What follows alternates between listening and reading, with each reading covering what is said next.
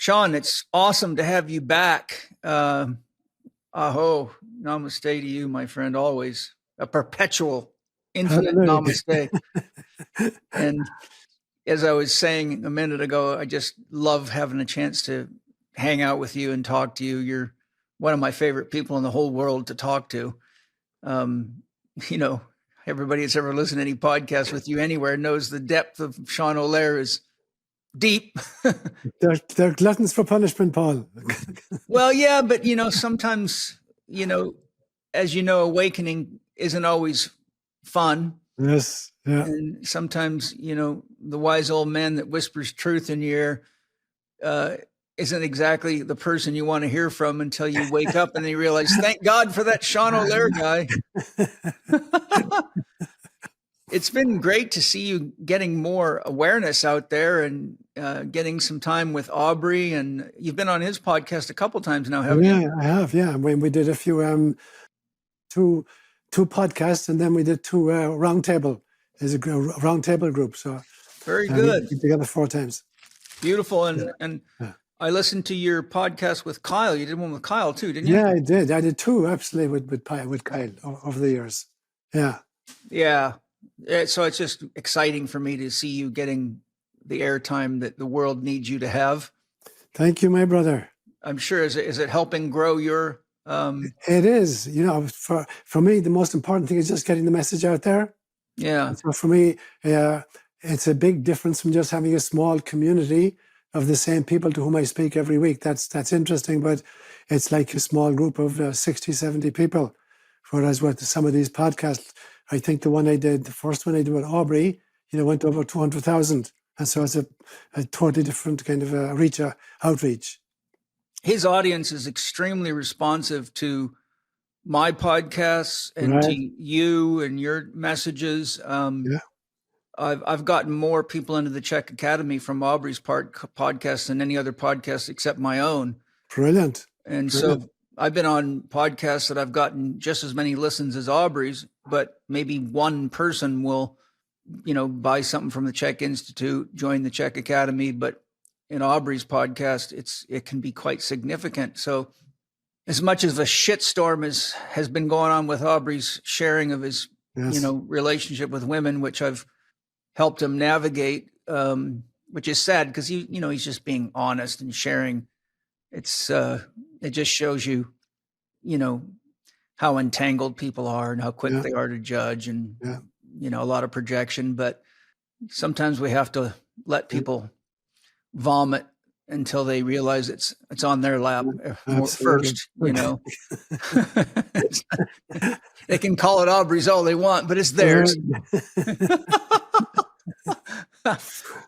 But what have you been up to otherwise since I last rapped with you? Yeah, so I'm actually on vacation at the moment, or staycation. So I had my brother visiting from Ireland for a few weeks, and he brought out one of his daughters for a bit and one of his grandsons, and then for the second half of his trip, one of his granddaughters. So we've had family members here for the last 5 weeks, and they just went home on Tuesday. So it was great having him around. Well, lovely. And thank you for spending time with me on your vacation. I feel blessed. Sure, bro. Sure. Well, there's a lot of things going on in the world, as we were discussing a minute ago, and it seems to be the perpetual state of the world. I mean, as long as I've been alive, there's been a Vietnam or a Watergate or a something going on. It just never seems to stop, which I think is part of the process at the end of the day. So I'm wanting to share some dialogue with you on just, what can we all do to kind of move toward more harmony in the world and do our part as individuals. There's an old saying, I'm sure you know of it. I don't know who said it. You might know, dear Lord, give me the strength to change what I can and the wisdom to know what I can't. And the wisdom to know the difference. So that was St. Francis. Oh, St. Francis. Oh, good. Yeah, and it was co-opted, I think, by AA. And they made it part of their prayer. Right. Yeah. Well, I didn't learn it from AA. Okay, good. You must have got it straight from Francis then. I could have. I've read a fair bit of, writings about him and things. And I always thought he was just such a beautiful soul. Yeah. So I think where I'd like to dive in is, as we've shared, the world's going through challenges on many fronts. I'd like to take some time to share your deep spiritual wisdom and insights on the challenges we all face and the situation we've created in relationship to nature, because I think that's one of the least talked about issues going on. I just shared a post with a bunch of my friends that was put out by a beekeeper, and the research shows that 80% of the bee population worldwide is now dead. And, this is a very, very dangerous situation. And without a long discussion of the reasons why, for which there's two key ones, which I see as pesticide use and electromagnetic pollution. Yes. But like these are the things that are like should be on mainstream news, and we should all be scrambling to save the bees, right? I mean, that's like serious. The fact that's these things aren't being talked about, and more oil and more this and more 5G and more, it's just like it makes you wonder how much of a crisis is it going to take to wake people up to what really matters in life and what true value is, and the importance of, it really reminds me of Jung's concept of the self with a capital SELF, and Jung's succinct description of the self is anything that supports your ability to live. Mm-hmm. And I think, we can get so caught up in the little self, and we can get caught up in the illusory self of media and social media and all the Luciferian projections of government. And we lose touch, first of all, with our self, which includes our soul and our spirit and the unconscious. And we can get so kind of trapped in the ego or the persona and forget about the importance of having a deeper relationship with ourself, which is really informed by the bigger self. So I think that there's a lot of ways we could diagnose this thing, but it seems to me that we're actually in a combination of a spiritual crisis and a spiritual awakening. And it's kind of like when people can't admit that they're addicted to drugs or alcohol, and everybody tells them, you're going to ruin your life, and you've lost 3 jobs, you've crashed your car twice, you need to go for help, and they deny and they deny and they deny. And then all of a sudden, something really terrible happens and they realize I need help. And so it's just like, there's the individual self, but then there's the collective culmination of, we're all part of the hive, so to speak. So if you got a lot of sick bees in a hive, the hive can't be healthy. And, sometimes my question is, are we going to be able to make it through the initiation into spiritual adulthood? If you just use the bees as an example, how many bees have to die before we realize how sacred they are? And can we actually navigate the period of time it takes for us to awaken to the bees? So if you take that same concept and say, we are the bees, how many of us are going to die before the few remaining wake up and start changing things? And that's a gamble in itself. So I know that's a sort of a long-winded way to talk about all this, but I'd like to ask you, what is the true nature of Earth from a spiritual perspective, and why are we here at this time? Okay. Part of our problem is that we've got a perfect storm between religious misconceptions about the Earth, and technological misconceptions about the Earth. So at the very beginning of the Hebrew scriptures, for instance, you have God, having created everything, gives humanity radah over nature. The Hebrew word that's used is radah. And radah has 3 different meanings. It means to exploit, to control, or to be responsible for. And we've taken it in the first 2 ways, that we think that Earth is just a resource for us. You have to be exploited and dominated and controlled, whereas in fact it was our responsibility. So it's interesting when God invites Adam and Eve to name all the animals with whom they're shared in the Garden of Eden. We don't understand. We think naming is just hanging an identity tag on something, like you do with like cows. You put a tag on their ear. Yeah. Number 675. Yeah. But you look, the Maasai warriors know the name of every single, cow they have. By Right. name, every single one of them. And so this idea that when we were asked to name the animals, that we were just a kind of, I'm going to call this one an elephant, and let me call this one a kind of a snake, and I call that one a hippo. That's not what it was.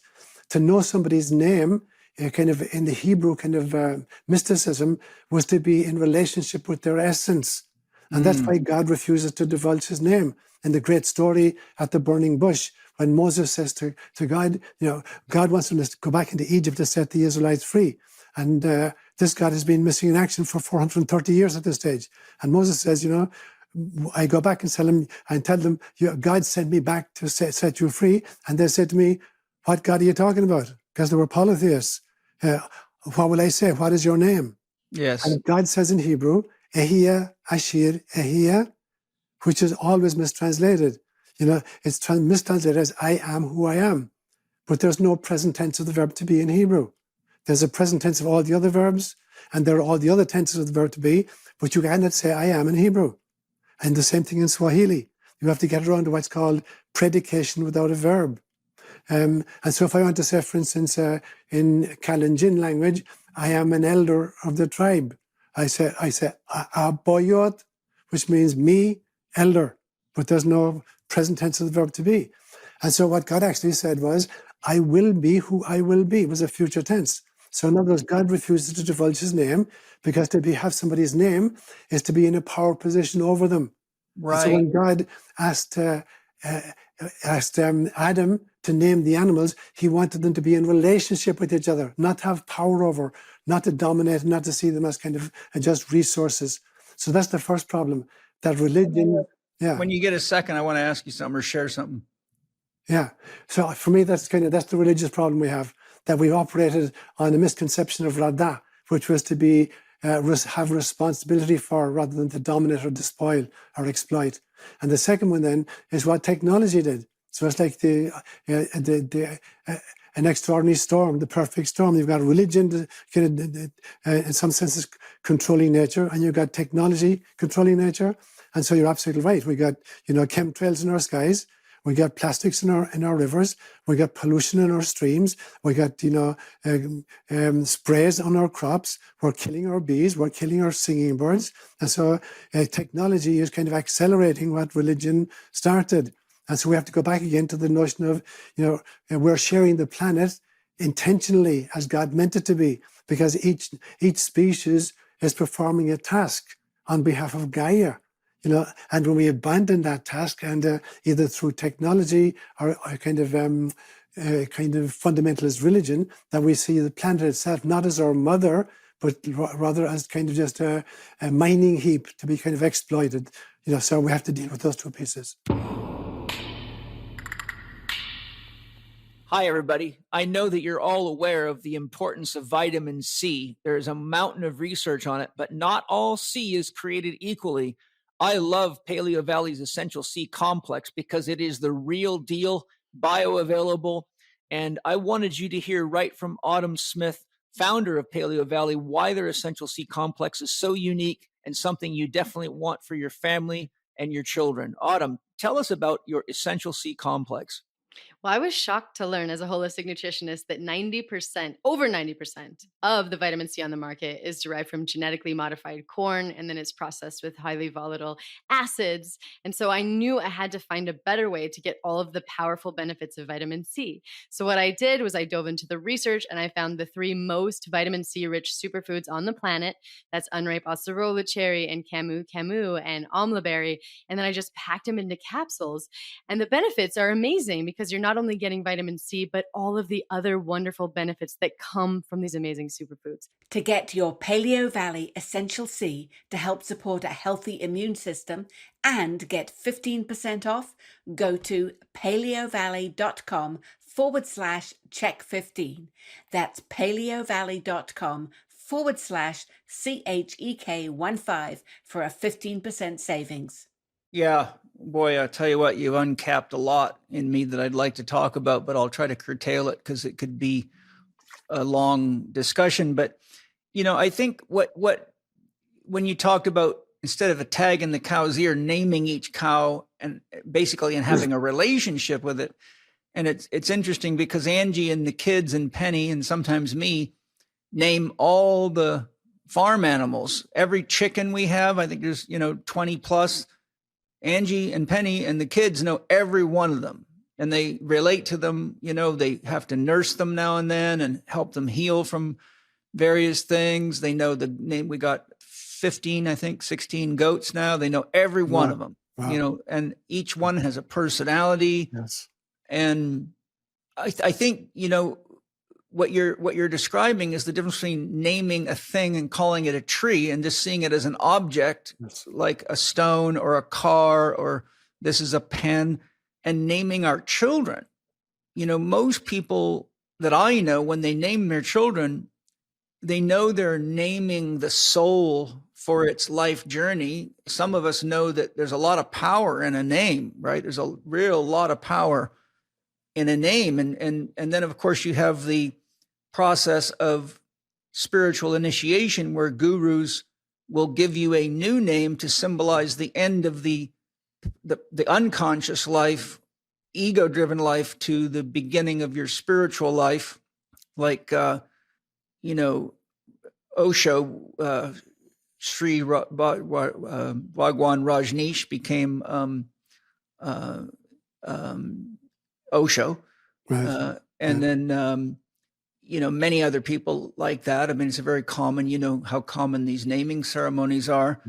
But the point is that, like, if my children are in the room and I say Mana, Zoe knows I'm talking to Mana. Everyone in the room knows I'm talking to Mana.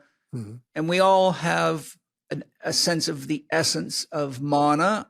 If we say Cosmo, we know we're talking about our male goat named Cosmo, and we know immediately the name brings you into resonance with the essence of that being. Mm-hmm. And so this brings up another thing is that, many, if not most native tribes, I would say, were polytheistic, wouldn't you? Yes. Yeah. Well, in this sense that, when you try to kind of wrestle with God, part of the problem is we can't say anything about God's essential, essence, about the kind of it's totally ineffable, it's transcendent. And so the only way we can kind of interact with God is somehow through God's immanence. Mm-hmm.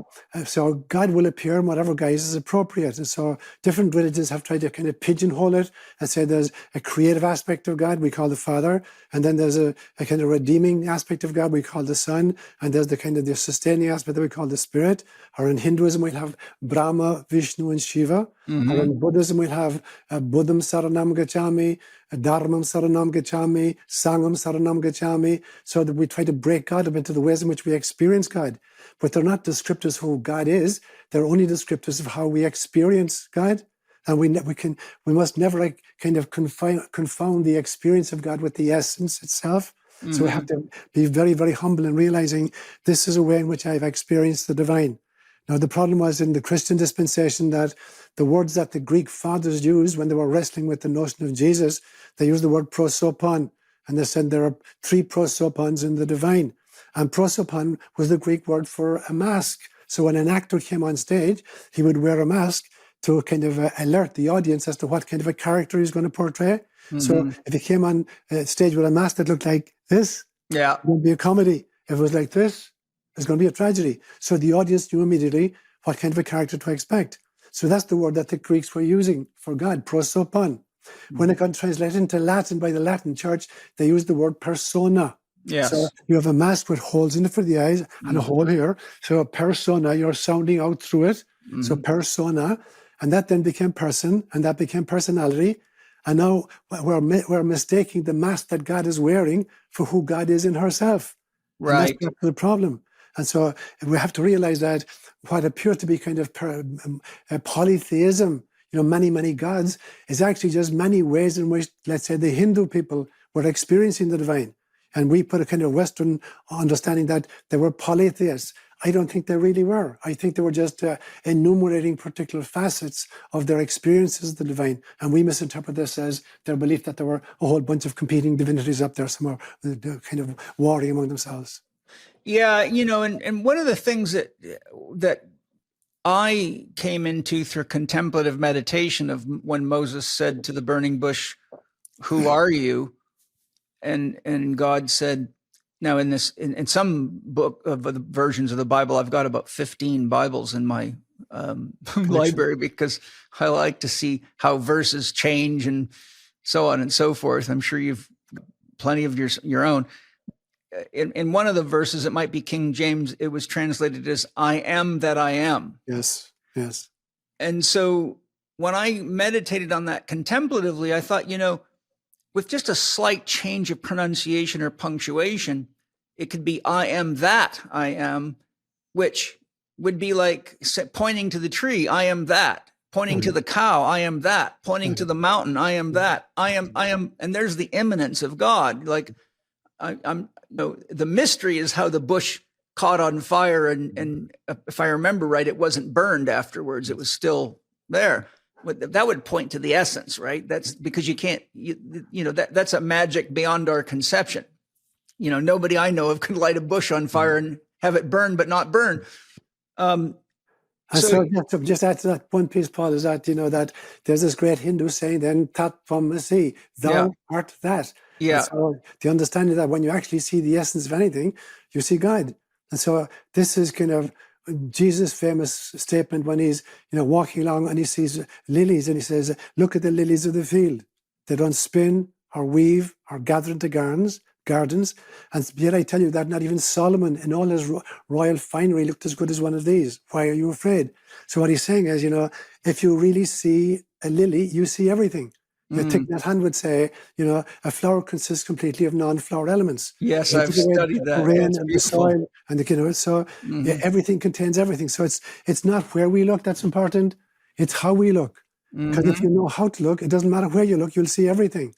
And if you don't know how to look, it doesn't matter a damn where you look, you never see anything.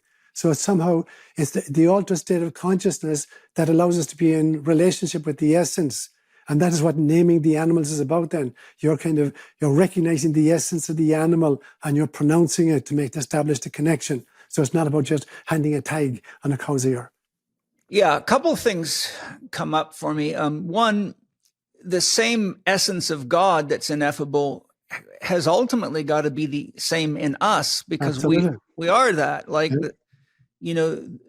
the soul consciousness within the spirit, those things we can certainly have a relationship with. But, I've spent countless hours of my life working with my soul and my spirit and working back. And my Kidra, my guiding spirit and soul says, and I say, well, what are you ultimately? How are you different from God? And the answer that I was given is, your sense of who you are is no different than a wave on the ocean. Mm-hmm. I am the self, which is the emergence of a wave that is perceptible to you as your own experience. But ultimately, I emerge from the ocean. So there is no difference between God and its waves. And that's what, once you get past that relationship with your own spirit and soul, to go deeper, you basically go into, whatever word you want to use, Tao, the unnameable. The experiences that I've had in there are, very shocking because it's really, really hard to deal, like the sense of self is like a sugar cube. And when you merge into God, the sugar cube begins to dissolve very rapidly. And it's a very, very profound and intense experience. And once the sugar cube gone, there's nobody there to know anything. So even if God said, "Here I am, this is my essence," there would be no you there. And so my only point I'm making is, I think one of the problems that we have in the world is that we forget that the essence of every soul, even the people that may trigger us, be it Bill Gates or whoever, is actually the same being, just like there's many waves on the ocean on a given day. But, just because one of them flipped your boat over, it doesn't mean it's less God than the wave that tipped your boat right side up. And so for me, then it's a question of that. And there's a great statement in John's Gospel at the beginning of it, where he says, in the beginning was the Word, Logos, and the Word was with God, and the Word was God. All things were created by him, and without him was made nothing that was made. In him was life, and the life was the light of man, and the Word became flesh and dwelt among us. Now, Christians think that this was a one-off, that there's only one occasion in which God, kind of revealed, kind of articulated herself as a human being. I would say that everything that exists is the Word of God made flesh. Every bunny rabbit, every oak tree, every human being is the Word of God made flesh. It's just a different configuration, but there is nothing which is not God. So we're all holographic fractals of source.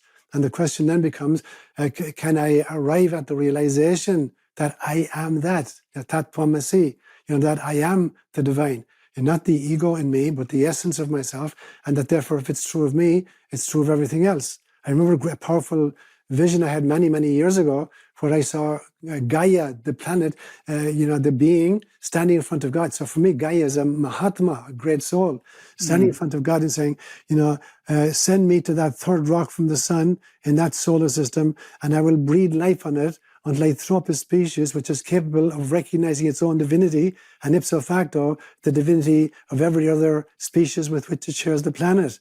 And that was Gaia's, mission, to breed life. And she's been at it now for 3.7 billion years, and it's possible that we are kind of the species who are meant to kind of make the breakthrough, to realize that indeed we are the divine, but so is everybody else, and so is everything else. Mm-hmm. So it'll radically change our relationships as human beings with each other and as human beings vis-a-vis nature.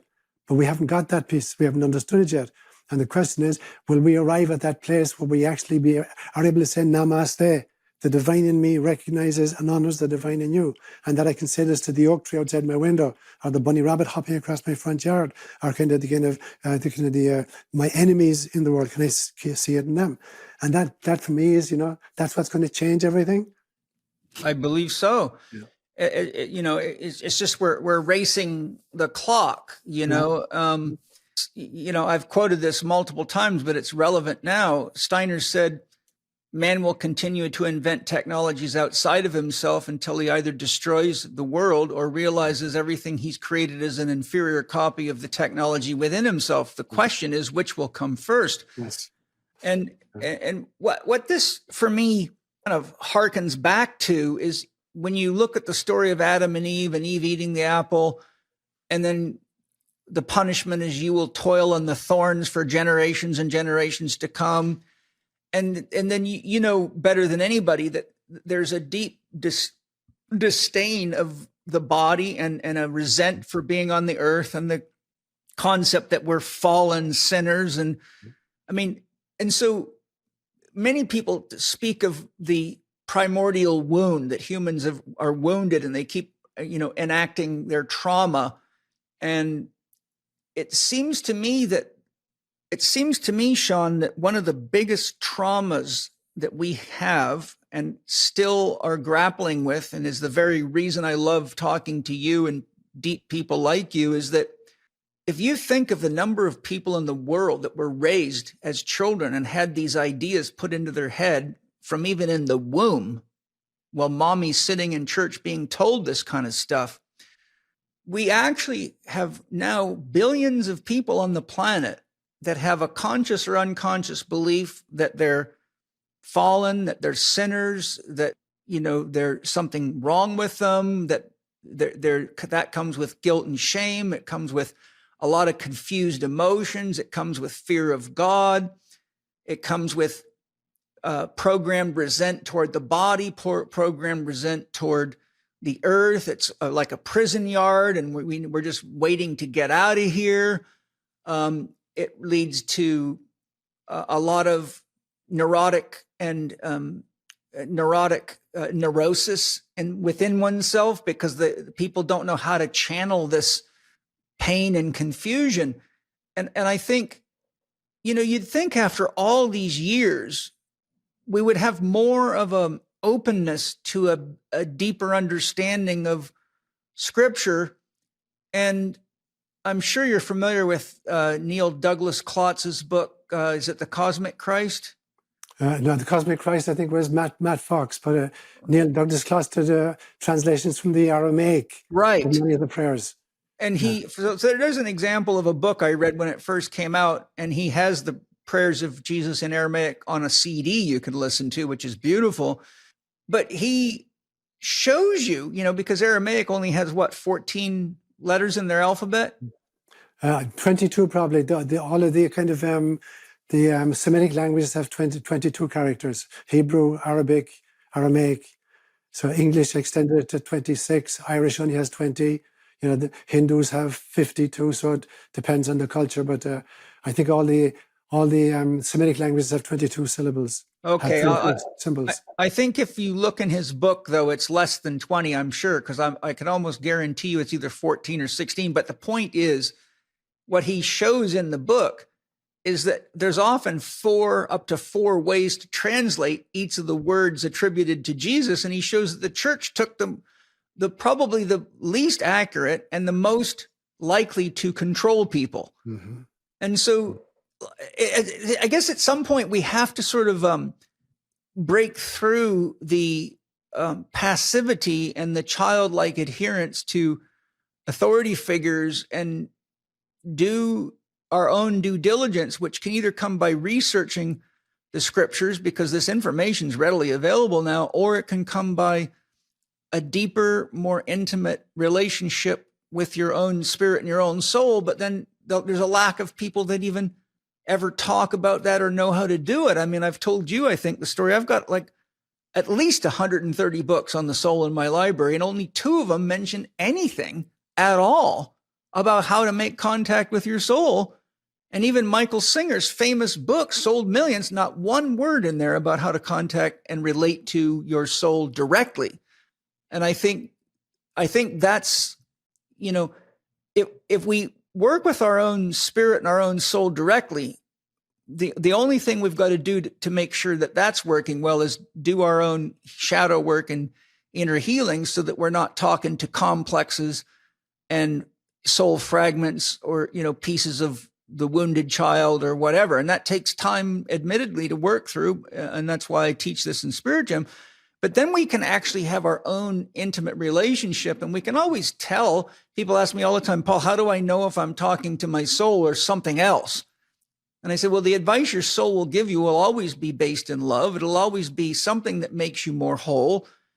It will never mislead you, because if it does, it's misleading itself, limits its own ability for its own evolution, because that's why you're here. Your soul is inside of you, evolving with you. It's not, how would you put it? It's not, it's like the rainbow. Aristotle says the soul is to the body like vision is to the eye. Well, if there's no eye, there's no vision. So in other words, the soul needs the body just like a head. You have to have a heads and a tails on a coin, or there's no currency to it, Protein is an essential part of everyday life, but where you get your protein from and when you consume it can make a huge difference. Organifi's Complete Protein makes it easy for you to get high-quality, clean protein into your meals. Start your day with a breakfast shake, and you'll find the ingredients in Organifi's Complete Protein work together to help reduce cravings all day, as well as providing organic vitamins and minerals. People often assume that if something is organic, it's also free from pesticides and residues. Sadly, that isn't always true. Even in the cleanest of conditions, contamination is still possible. Although Organifi is not required to test for things like glyphosate residue and other chemicals that can affect your health, they take the extra step and spend the extra money to thoroughly test their protein before it goes out the door and into your home.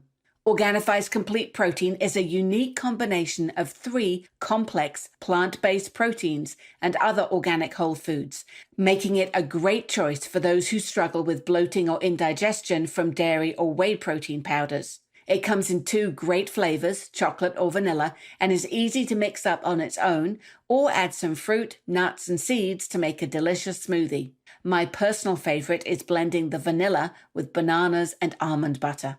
To try Organifi's complete protein and save 20%, go to Organifi.com/Chek20 and use the promo code Chek20. That's Organifi.com/Chek20 and use Chek20 for a 20% discount. But anyhow, I hope I'm making sense to you. Feel free to share your thoughts. Maybe build on that a bit. So I agree with you that spirituality has been reduced to religion, and religion very often has been reduced to morality, and morality has been reduced to sexuality. And so that's been kind of the journey of fundamentalist religions in all stripes and shapes.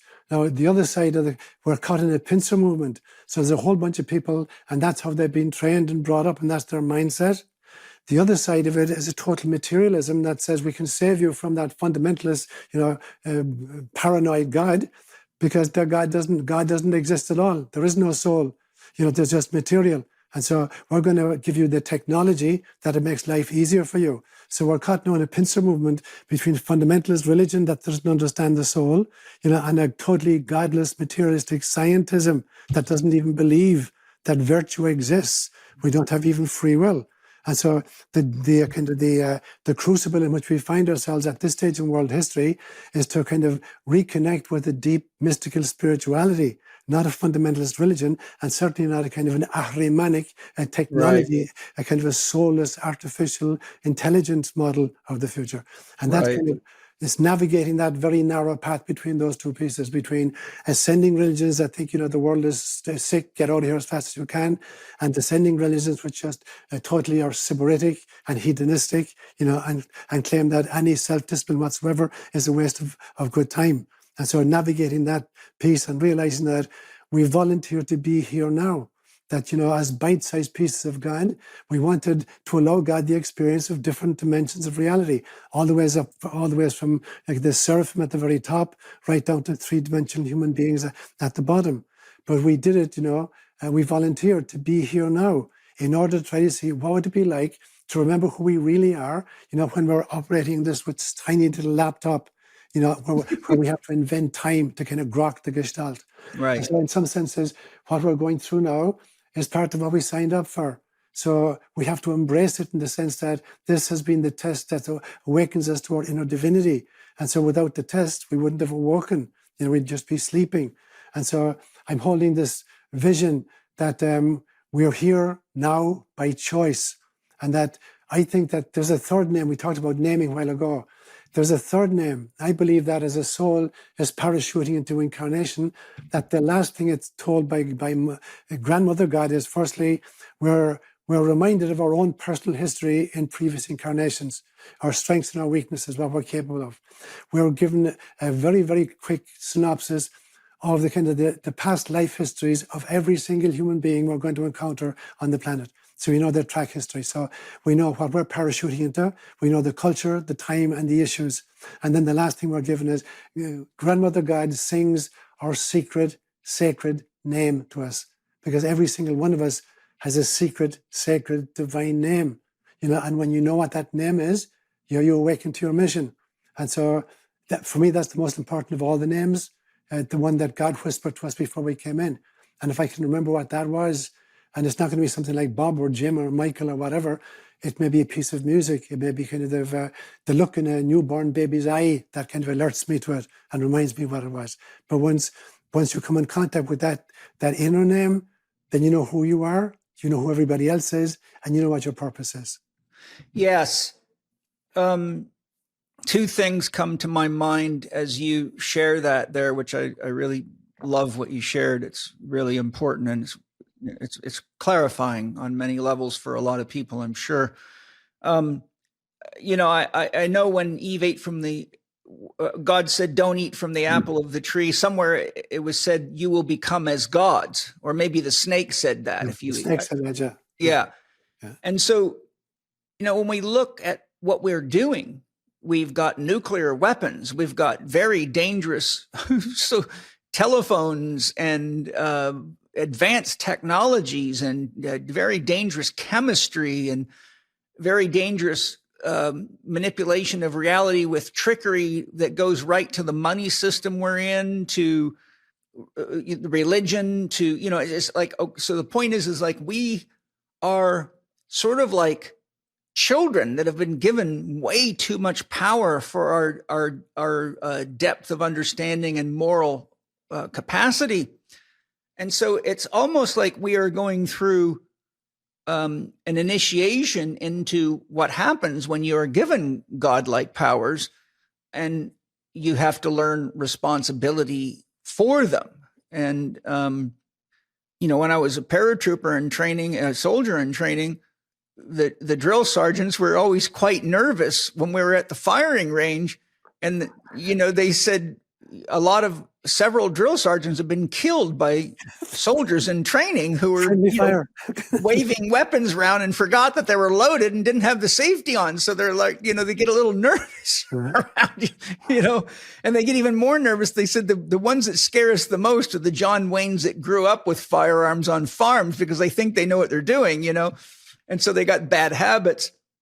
But, another perspective I want to put on the table, because as I've spent a lot of time studying alchemy, and I love alchemy. I think it just gets rid of all the religious baggage and gets right to some very, very core issues. But one of the key tenets of alchemy is that God consciousness or spirit gets entangled or trapped in matter in the process of its own creation or manifestation, or the embodiment of God as immanence. And then the process of alchemy is to purify the self and to extract the spirit, the consciousness, out of matter, so that ultimately the body is a cocoon that we butterfly our way out of through conscious practice. And if you look at quantum physics, it shows that matter is really just light entangled within itself, moving at just under the speed of light, and it creates the illusion of solidity, as you know very well. So it seems to me like there's a book by William Dennis Huck called, I think it's called The Absolute Idiot's Guide to Alchemy, which is a really great book. I mean, it's like a real nice comprehensive breakdown. It was one of my first books I studied on alchemy, because as you know, alchemy can be very coded and complex. So I really devoted myself to this study of this, 250-page book. And one of the descriptions in there is of the dragon. And in alchemy, they say the dragon is everywhere. It's in everything. It's in the trees. It's the bark of the trees. It's the mountains. It's the rivers. It's the streams. And this goes on long enough. It's saying the dragon symbolizes everything. Well, one of the interpretations for dragon as a symbol is spirit.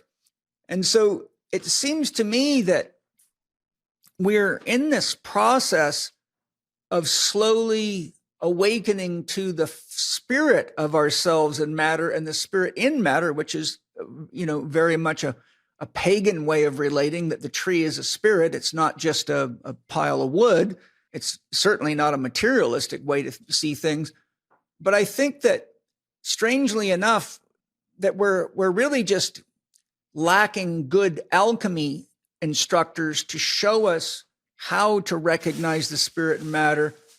And people like you and I that can see water spirits or nature spirits or fairies or elementals, there's no question to us that spirit is in matter. And there's no question that as we evolve, we liberate that spirit and become less and less bound by matter and bound by material possessions, etc. So I think if we looked at the world from an alchemical perspective, it seems like there's two things happening at once. Some of us are waking up to the fact that we are spiritual beings in material bodies, and then they're serving their function, like you call them, an avatar. But some of us, and this is what Steiner said, the Ahrimanic deception is, that it'll take us so deep into matter, we will never forget that we are not matter. And that's ultimately why Ahriman's incarnating, is to give us the experience of materialism to such a deep and profound level that we will never forget that we are not matter. What are your thoughts on the worldview of us moving through an alchemical process? I think it's really important. So the temptation is to kind of merge completely and be seduced totally by the physical, and going to the Aramanic version, into a technological version of that. And the other one is to eschew it completely and deny it, like Gnosticism would do. So the difference between ascending religions and descending religions. So you got Lucifer versus Ahriman. Ahriman, exactly. And the question is, it's about the integration of the two, not the abandonment of anyone or the kind of the seduction by one over the other. And so it's about the integration of the two, because in some senses, the darkness is alerting us to the fact, that we volunteered to kind of take a three-dimensional version of reality and see if we could still remember that we were divine, but to recognize the prison itself as divine, not just kind of escape from the prison, that there's nothing in the planet which is evil in the sense that it's not part of God, of our agreement with God. Can you go into this kind of a dimension and recognize the divine in that dimension? And ipso facto recognize the divine in yourself in that dimension. So I had this great vision many, many years ago, and for some reason, I just remembered it yesterday, and I sketched it out. And in this vision, I saw the sun, beautiful sun shining beautifully, and the light is meeting this big, big room. And there are no windows or doors in this room. It's totally sealed. But there's, in one wall, there's a little opening, like a little portal. And so the sunlight is shining through that portal, and it comes inside, and it meets a prism. And the prism refracts it into 7 different colors: red, orange, yellow, green, blue, indigo, and violet, which is projected onto a screen at the other wall. And the message I was given was that, in some sense, the sun represents God. The burst of sunlight coming from God represents love, that God kind of emanates love completely. The wall represents kind of the division or the borderland between the transcendence of God and the immanence of God. And the whole represents it's a portal. It represents the Holy Spirit. That's the conduit for that love of God to enter into incarnation. When it comes inside the whole, it's an individual splink of light, which is the individual soul. And then the soul meets the prism of incarnation, and it recognizes the 7 different levels of body. There's the physical, the etheric, the astral, the mental, the psychic, and then back to God itself. And so it was like a visual of this entire process for which we volunteered. We volunteered to be rays of sunlight that would penetrate, and come from the kind of the transcendence to the immanence, to the mediation of the Holy Spirit, becoming unique souls, encounter incarnation and split into these 7 levels, and recognize that at every single level we are divine, and to be able to recognize that level, those levels in others. Because I think that the planet itself has the same levels of body.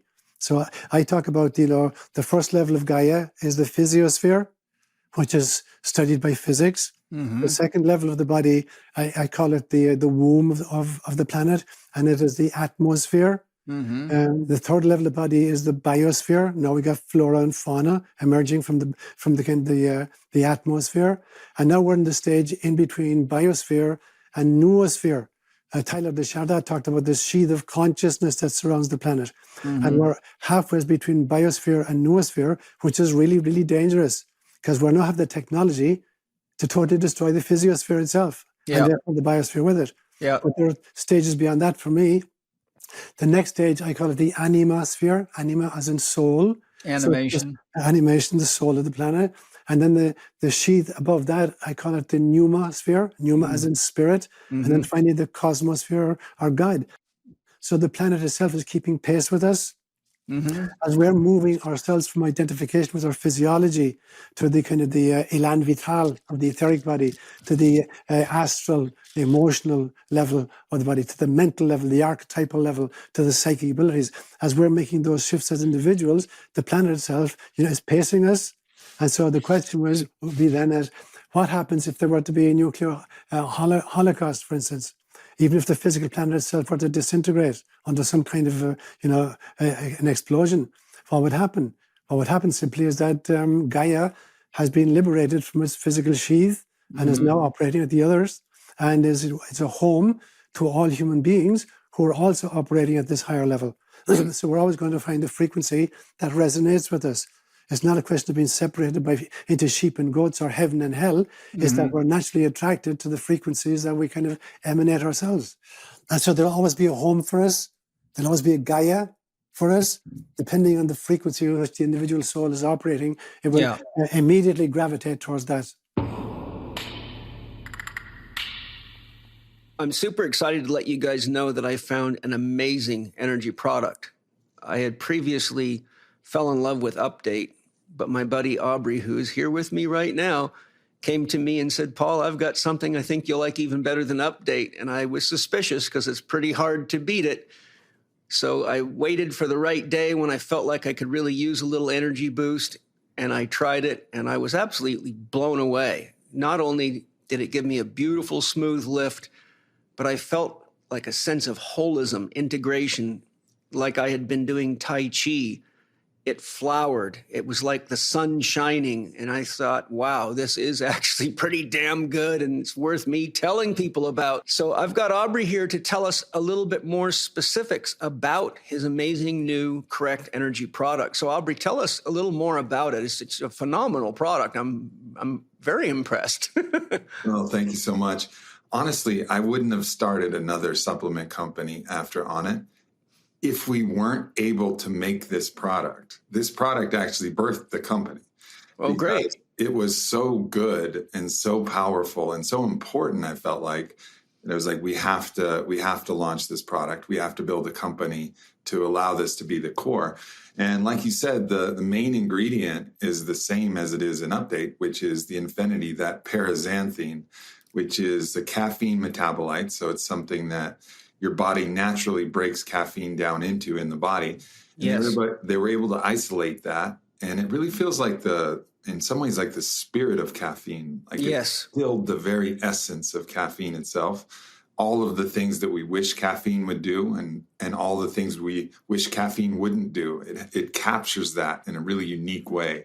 And none of the buzz that I get from caffeine, it's just smooth. It's really amazing, smooth, uplifting energy. And I don't feel any hangover or letdown from it at all. It's just really just like a little elevator ride up to a higher level of creativity and self-expression. Yeah, and that's one of the beautiful parts about it. It feels both completely subtle and absolutely powerful. Like you'll take it, may even forget that you took it, but then realize you just had the best 6 hours, that you've had in a long time. And I think it's a combination of that paraxanthine core. The Infinity is the branded core, which is a scientific advancement, isolating this caffeine metabolite. Then we do what, we always do and surround it with the best plant extracts. So Mangifera indica, it helps support the dopamine pathway. It's actually from the mango. And then Alpinia galanga, we have a branded extract of that. And that was a real insight that we had. We looked at the different plant extracts that worked well with caffeine and made the bet that those things that worked well with caffeine would work well with the caffeine metabolite. So both of these different herbal extracts actually inhibit the breakdown of dopamine in the body and then support actually what caffeine would do. So we have these natural plant extracts, including quercetin, decaf green coffee, decaf green tea. So we treated this like there's a natural intelligence to caffeine. We've isolated the intelligence of what the body does with caffeine and then surrounded it with the herbs and different compounds to give this kind of holistic formula that I really believe it's the best energy product that exists out there. I wouldn't be here with you. I don't sell or offer anything that I don't fully trust and use myself and wouldn't give to my own family. So I'm so grateful that you created this and shared it with me. So for those of you that want to give energy a try, go to Correct Life. That's KORRECT life.com/Spirit Gym and get 15% off on your first order. Aubrey, thank you again. You're welcome. Yeah, I've often envisioned the earth as a cocoon, and that just as the caterpillar goes through larva, was it larva, pupa? There's 4 stages. The fourth is the transformation into the butterfly. First the larva, then the caterpillar, then the cocoon, then the butterflies, the transcendent stage, which is when the imaginal cells turn on, when the caterpillar dissolves in the cocoon and becomes something completely different. And so I've often had visions that the earth is actually a large cocoon and that we are all going from the larva to the caterpillar to and I think you might have a different view, but I think we're actually coming into a liquidation of the constant eating, right? Because we're just eating the earth up. That's what caterpillars do. They just eat and eat and eat, and they can wipe a garden out in no time, as you know. And then they literally liquefy, and the imaginal cells turn on, and out comes the butterfly. So if you look at that, at what we're doing and how we're so caterpillar-like, if we don't go into the cocoon state and activate our imaginal cells, then we won't make it to the butterfly, because we'll kill the very environment that creates the cocoon. So it almost seems like all the destruction and all the chaos is potentially something we're bringing on unconsciously to force us to activate our imaginal selves, because we're going to get to a point where we realize, okay, we're at the end of an alley here, and there's no out. We can't go back, because we've eaten it all up. We've killed it all. We've burned it all. We've poisoned it all. We've got no choice but to meditate together and activate our imaginal cells and emerge as the butterfly. I personally feel that if a nuclear holocaust was to wipe the planet out, there would still be a huge percentage of souls that haven't evolved enough to they would have to reincarnate into another cocoon planet, because they don't have the awakening to fly in the next dimension up. They don't have wings yet. What are your thoughts from that kind of perspective? Yeah, absolutely. We're always going to be attracted to the frequency at which we resonate.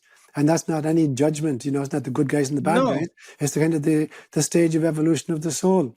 And every soul is going to take as many iterations and many incarnations on as many different planets as it needs, until finally it realizes that the only thing that's real is love. And so I totally agree with you there. And the interesting thing to me is that, in the process of the caterpillar becoming a butterfly and kind of going into goo, and then the imaginal cells taking over, there's nothing gained and there's nothing lost. There's just the reconfiguration of the existing pieces. It's like Prigogine's dissipative structures. Yes. Everything that's there is necessary, and everything that's necessary is there. And that's the question. It's only, how do you reconfigure the elements in order to create the butterfly where there had been only a caterpillar? And that's very, very true for the times in which we live. All of the elements are there, and all of the elements are necessary. The question is, do we have the perspicacity to arrange the pieces in a different configuration? And that's the whole notion of Shiva in the Hindu Trinity. Shiva's the destroyer, but not the person who just lays waste, but the person who disassembles the existing configuration and reorganizes them so there's a jump in complexity. And so for me, that's the times in which we live. There seem to be scary times, but they're necessary in the sense that only these kinds of crises will awaken enough people so that we can make this jump as a species. At least anybody who's awake enough to make the jump, and the others will pace themselves differently. But I don't believe that any soul is ever lost, because every soul is simply a holographic fractal of source, and they'll all be gathered back into the ocean. To use your own example of the wave, all of the waves go back to the ocean. No wave is stranded on the beach for eternity. Washes up onto the beach, deposits some kind of debris, and then withdraws back into the ocean again. Yeah, that leads beautifully to my next point of dialogue here. From my perspective, God is unconditional love, and God is mirror-like.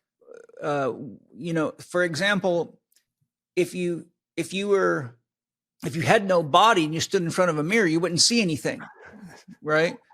So the matter of God is what is necessary for God to embody and see itself, because it is transcendent to the mirror. It's the glass that you see through, but it's the reflective side of the mirror that is bouncing the light back at you, that's emanating from the matter of your body. So to me, the whole universe or multiverse is what God sees in, of, and as itself in its own introspection. And just like you and I look in the mirror and see ourselves and say, hey, how you doing? Cool, right? Because God has nothing other to look at but itself. The mirror-like quality of God is that it's looking into itself, but it's manifesting form to say, I am. And that in my spiritism, that's the principle of one, which is being, right? Something has to be.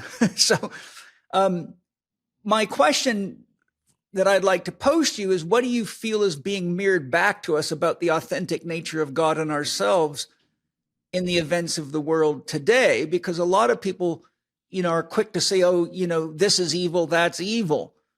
And of course, then you end up with two gods, which is a real conundrum. And all the dualistic religions, even Gnosticism, heavily loaded with dualism.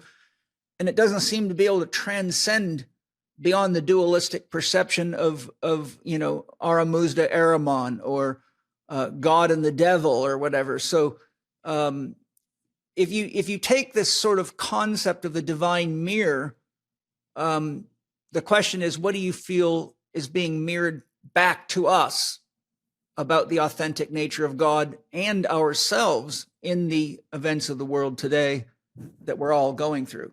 So I want to pick up on that beautiful kind of image of, no pun intended, of a mirror, because I don't just see mirror as something that reflects back to me who I am. I think there are gradations, there are mirrors that shows me whom I could become. Mm-hmm. So I'm not just looking at Seán, on the 12th of June, 2025. I'm looking into a mirror that says, what could he be like? Not just my physical being.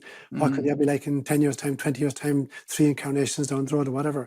And so it's a mirror of possibilities, not just a mirror of actualities. Mm-hmm. So I think that the only way God can experience, is by creating. Hebrew, there's a great phrase in the Kabbalah that talks about netzotzot, sparks of the divine, that God's self fractures into all these sparks in order to generate experiences. Because as you say rightly, if there is only God, then no experiences are possible. No relationship is possible. And without relationship, there can't be experience.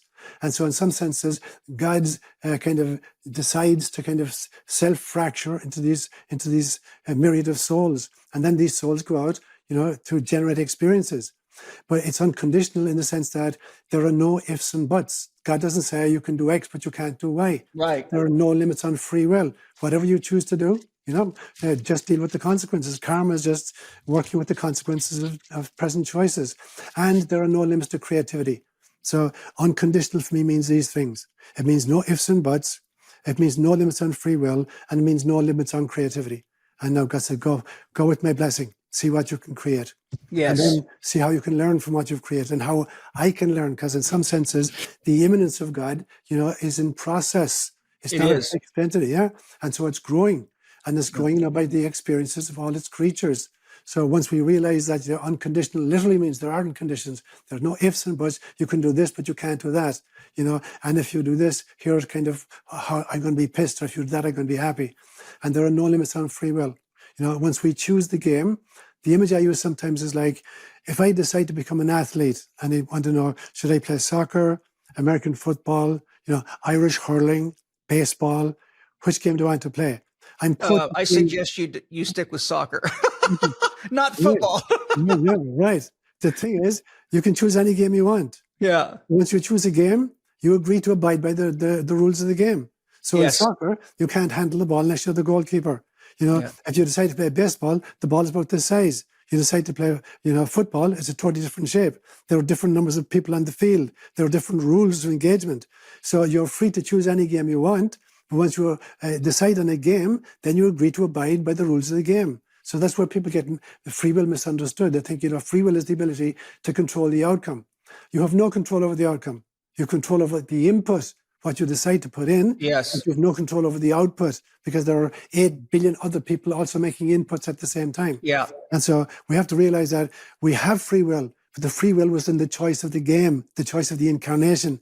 But then we agree to abide by the rules of incarnation. And within that, there's no limits to our creativity. Whatever we can dream up, we can create and then live with the consequences of our creation. When Paul started presenting his Flatten Your Abs Forever seminar at events over 20 years ago, I still remember how shocked people were to learn that flat abs had more to do with posture, breathing, and digestion than endless crunches and ab exercises. The response was amazing, and I typically had people coming up to me after a presentation and saying, "I've been training for years, but no one ever explained the body like this." It's moments like this that show how powerful the Chek approach is. When you start looking at the body as one complete system, everything changes. Now, the Chek Institute has launched an all-new version of Flatten Your Abs Forever, a complete video program that walks you step by step through the process of building strong, flat, and functional abs the right way. It uses Paul's proven system that's helped thousands of people transform their health from the inside out. And right now, you can claim the brand new Flatten Your Abs Forever bundle for free when you sign up at chek.group/flatabs. You can also find this link in the show notes. Along with the new video program, you'll also get 3 incredible bonuses from Paul and the Chek Institute. The Last 4 Doctors You'll Ever Need ebook, a clear, practical guide to achieving lasting health. The Big Bang Workout, a time-saving routine packed with Paul's most effective exercises. And the Gut Health Reset video, your step-by-step plan to support healthy digestion and flatten your midsection naturally. That's a value of $99, and those 3 bonuses are yours free when you sign up for the Flatten Your Abs Forever bundle. It's a limited time offer, so just head to chek.group/flatabs and claim yours today. I've seen firsthand how this information can change lives. If you've been chasing results that never seem to last, this is where it starts, with real knowledge, a proven system, and the guidance of Paul and the Chek Institute. Yes, and this concept of the game, I think, is really far more deep and profound than a lot of people realize, which is why I've read James Carson's book, Finite and Infinite Games, 3 times and probably listened to it on audio 3 or 4 times. And it's actually such a deep that every time I go through it again, I realize how much I missed. But I also recognize that as I'm growing myself spiritually, that I'm able to read the same passage or hear the same words, but I'm now it's now meaning something new and deeper to me. And I think one of the dangers that we have, and one of the dangers of being taught religion through memorization, is that we think we know it, we then push it aside and stop revisiting it with fresh eyes to see what's there. I give you an example. My senior instructor, Matthew Walden, who's a naturopathic physician and an osteopathic physician, and a very, very smart guy who's been with me for 28 years. Well, I kind of got a chuckle because one day he came to me, and he said, "Paul, I've just finished reading your book, How to Eat, Move, and Be Healthy, for the 5th time. And I'm shocked and also embarrassed at how much I learned the 5th time. And I'm your senior instructor." And I'm like, I started laughing because I said, yes, what I did is I tried to concentrate everything that I knew into a book that was readable for the public about what you need to understand as the absolute basics of how to take care of yourself. The problem is that most people have been raised and live so far from the core basics of these teachings that any one of them, just getting proper water into your body, is a big transition for them. So what you're experiencing is actually your own unveiling of your own evolution. And now that you have the water right, and you whatever basics you've got under your belt now, your mind's letting you see the parts that you haven't yet grappled with. And so my point is, there is an example of a man who's highly educated, multiple degrees, editor for the Journal of Bodywork and Movement Therapy for 20 plus years, written some of the most read articles ever, super smart guy, but he goes back and reads my most basic book 5 times. I think we've lost a lot of the spirit of learning because we think once we've memorized something that we know it. And I think that's one of the major problems. I know in the Middle East, I've seen multiple documentaries and heard from people from there that the children have to start memorizing the Quran, and they have to do it. And they often get very punished if they can't recite it until they have it completely memorized. But to memorize something is not to engage it. It is not to embody it as a process. It is to concretize it. And so I think that's why Jesus chose to speak in parables. Yes. You can revisit a parable at multiple stages of your life and see new understandings, new abilities. So I think there are three ways of listening to any kind of a teacher. The first one is kind of understand him literally, and that's kind of left brain activity. Mm-hmm. The second way is symbolic, to listen with your right brain. And the third way is mystical. Mm-hmm. And that's to listen with your heart and your soul and your whole brain. But there are very few of us, who learn to listen mystically. We're looking for literal interpretation. So the ultimate is kind of materialistic science, when you're looking just at kind of stuff that can be measured, that's physical material, and that's the only reality. And they're totally missing the core essence. So I created a word many years ago called mythish. And for me, mythish is kind of is sacred wisdom, told in story form. And so wisdom for me is different from knowledge. Knowledge is just data generated by the sensorium and kind of processed by the brain, whereas wisdom is data which are generated by the soul and processed by the heart. And so sacred wisdom then can only be articulated in some kind of a story form. You can't do it philosophically or theologically or scientifically, because it's going to leak. It's like putting food into a refrigerator that's not plugged in. It's all going to spoil. Yeah. And so learning to listen mystically is so important. Otherwise, we're just, as you say, memorizing data, and memorizing perspectives and viewpoints rather than being engaged with the kind of the spirit of the matter. For what I believe wisdom to be is not different than what you say, but slightly different nuance. I teach my students that wisdom is the synthesis of experience. You cannot have wisdom without experience. So no matter how many verses you can recite or books you can recite, if you have not put that into practice, you have not synthesized that knowledge or those ideas to see if they even work or who they work for or what is the best situation to or not to use them. And only through experience can you gain wisdom. And I think ultimately wisdom is what leaves with us when we die. I say to my students, all you can take with you when you die is what you've become. Mm-hmm. And ultimately the essence of that is the wisdom, because even if you've lived a life in prison or, no matter what life you've lived, there is something that you've learned from it. And ultimately, I think that's what the soul wants to carry. I really believe that's what the stone is in alchemy, is the essence of what we've gained through life experience. And the reason I bring that up is because a lot of people think they're wise just because they can spout off verses and whatever, but you achieve wisdom without the hard-earned experience of being in the field, tilling it, working it. I used to be a mechanic and build race cars. And I'll give you an example of exactly what I'm talking about for everyone in the world that's listening to this to make it really clear. When I used to have to change the spark plugs on a Ford Mustang with a V8 engine, some of them you have to actually undo the motor mount and lift the freaking block up so you can get a wrench to the spark plugs. And I'm like, who is the fucking idiot that engineered this fucking car? Because obviously they have no experience as a mechanic. Because what should take 20 minutes to do turns out to be a 3.5 to 5 hour job, which makes every tune-up a very expensive process. And so there's an example where smarts does not have wisdom. Yeah.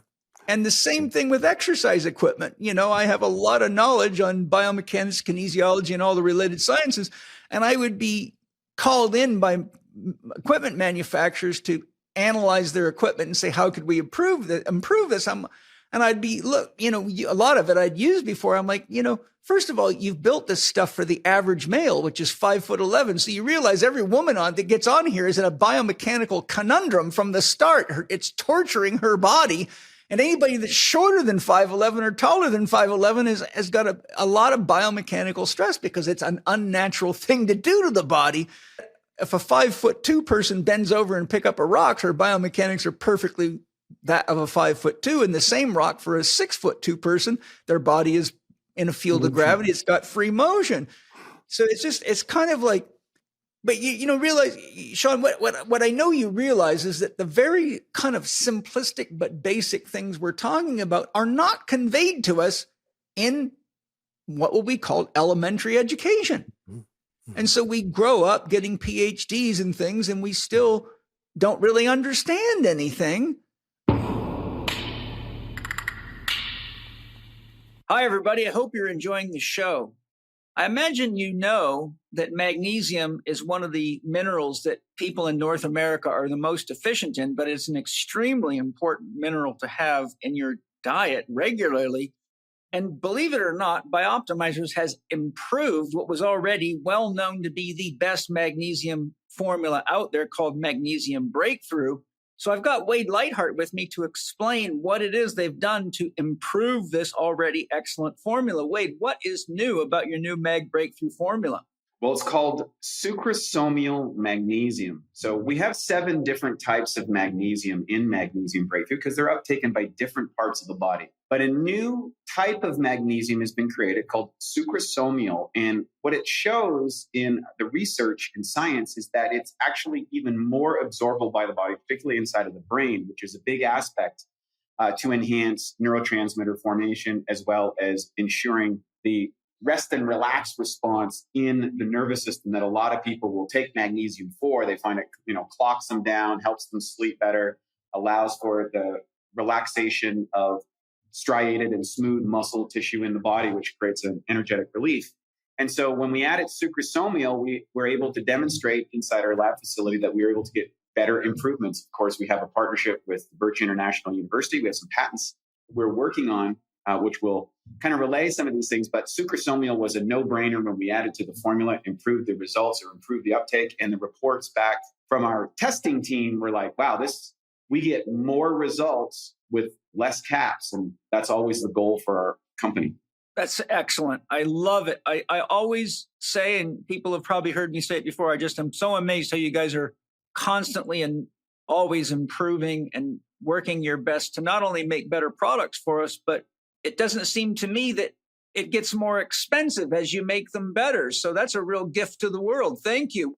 Spirit Gym with Paul Chek listeners now get 15% off their purchase of Magnesium Breakthrough by going to bioptimizers.com/Spirit Gym and use the code PAUL15 at checkout. You can choose from the Magnesium Breakthrough capsules or the new Magnesium Breakthrough drink powder, available in 4 delicious fruit flavors or unflavored. Bioptimizers always have great bonus gifts and additional savings when you get multiple bottles. So go to bioptimizers.com/Spirit Gym and check out Magnesium Breakthrough. The difference between a kind of a degree and an apprenticeship. Yes. Yeah. So you're going, my brother that was visiting with me as a mechanic as well. Mm-hmm. He's one of the wisest men I know. But, his practical wisdom, his ability to kind of, analyze a problem and fix it, where I'd have to go and get a book and I recognize where is the gasket? I have no idea where a gasket is. How do I get out a gasket? Yeah. So it's so important that, people who serve their time as apprentice and learn from the ground up, are experts in their field. Whereas kind of people who've just gone to college and earned kind of academic degrees, lots of letters after the name, but no real experience of life. Yeah. It is what it is, but this is why the podcast is so important for me, right? Because, you have done a very long apprenticeship that's cultivated a lot of wisdom and a lot of mastery. I've certainly put a lot of time in the field working hard. And so I try to bring people on the podcast that carry wisdom. And I think when we had the breakdown of tribal society, we lost our elders because they were the wisdom carriers that used to educate the young people where mom and dad were out hunting and fishing and gathering. And so now we don't have that. Now we've got state controlled and state governed education and teachers that are burned out and frustrated because they know what they're teaching doesn't work, but nobody will let them change the curriculum. And so I think if there's anything coming out of this particular dialogue right now is that we all need to be aware that if you fall into a closed mindset and thinking you know something at the expense of experimenting, practicing, testing, you're in trouble. And one of the big challenges that young people especially face today, I've got 63,000 students worldwide, so I confront this a lot. People keep going from book to book to book, video to video to video, documentary to documentary, YouTube or Instagram or whatever, post to post. And you talk to them and they sound like they know everything, but they don't actually do anything with it. And I was just in my Spirit Gym student body, one of the members, young men, really amazing guy, but admitted, he says, Paul, I just can't seem to stop reading all the time. It's like something inside me needs to know more, but I've got like 8 books going at once, and I don't know how to quit this. And he said to me, how do you regulate what you read when there's so much to get into? And I said, look, my rule is don't read more than you can practice. If you're going to read it, you got to go out and put it to work to see if it actually applies in your life. But the good news is the more you learn and the broader your life experience is, the more you can read. Like I can read something by Carl Jung, say about the shadow or something. And because I'm 64 years old very soon here, I've worked with a lot of people, worked with my own shadow. I don't have to go test to see if the shadow is real. I can look back on my own life and all the people I've worked with and say, well, that's obvious. Like I don't need to test what's obvious. So the point is, as you grow more depth and wisdom, you actually have to first trial less and less because you can see the obviousness of how it fits. And so what you're getting is a new perspective or a new set of eyes. So you can actually learn by looking at your own experience and seeing how that applies. And if what comes out of it is, oh, I've never thought of working with my shadow that way, then you say, let's try that. So the gift is the more we learn, the faster we learn. Wouldn't you agree? Absolutely. I mean, I think that the essence of learning is feedback and repetition. Yeah. You can't learn unless you're getting feedback. If I go into an English pub and there's a dart competition going on and there's a dartboard on the wall and we're throwing darts at it, and somebody hangs a sheet across in the middle of the room, and I'm forced to throw the darts over the sheet at the dartboard that I can't see. Like I can't see where the darts are landing. I can't improve my aim. So feedback is essential. And then repetition, literally muscle memory. The fact that I've done it many, many, many times means that, and you know this as a kind of a military man, you have to learn how to handle your gun again and again and again, so that in a moment of battle, you're not wondering, oh my God, this way, what's the bolt action? Did I put the stuff into it, or didn't I put the bullet in, or I put it in the wrong chamber? So you have to do it instinctively, and you can only do that by creating some kind of muscle memory. And so it's the kind of the repetition and the feedback that creates the learning. So just reading stuff in a book and not putting it into practice means I have no feedback from the learning. Yeah, one of the sayings I quoted from my students is that repetition is the mother of skill, provided there is skill in the repetition. And it's the feedback that allows you to make changes in the repetition before you drive a faulty pattern into the system. Otherwise, it's very, very hard to get out. Now, my next question is going to take a little shift. Seán, you know Jesus tipped the table over on the money changers in the biblical story. It's not a big leap to suggest that a big percentage of the challenges we face in the world today have their roots in our perceptions, beliefs, and ways of relating to money. And on that topic, I have an excellent podcast out right now. We are recording this on June 11th with Joe Bryan, who is the most sane, clear, coherent, skilled, capable person of explaining the money situation in the world right now. So if you haven't listened to the podcast with Joe Bryan, I highly recommend it. It took me a lot of years to find someone that I felt was the perfect guy to be on my podcast, and it's a profound podcast. So when we look at this issue of money and its roots in our perceptions, beliefs, ways of relating, and the whole biblical story, that it obviously goes back a long ways, this whole thing. So how do you feel, what's the connection between our relationship with money and the problems that we face, because as it is often said, money is the root of all evil, which in many ways has a deep truth to it.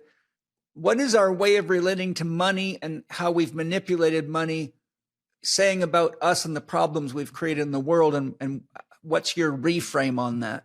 So the first important distinction is that that statement actually is from the first letter of Timothy. And what he actually said, he didn't say money is the root of all evil.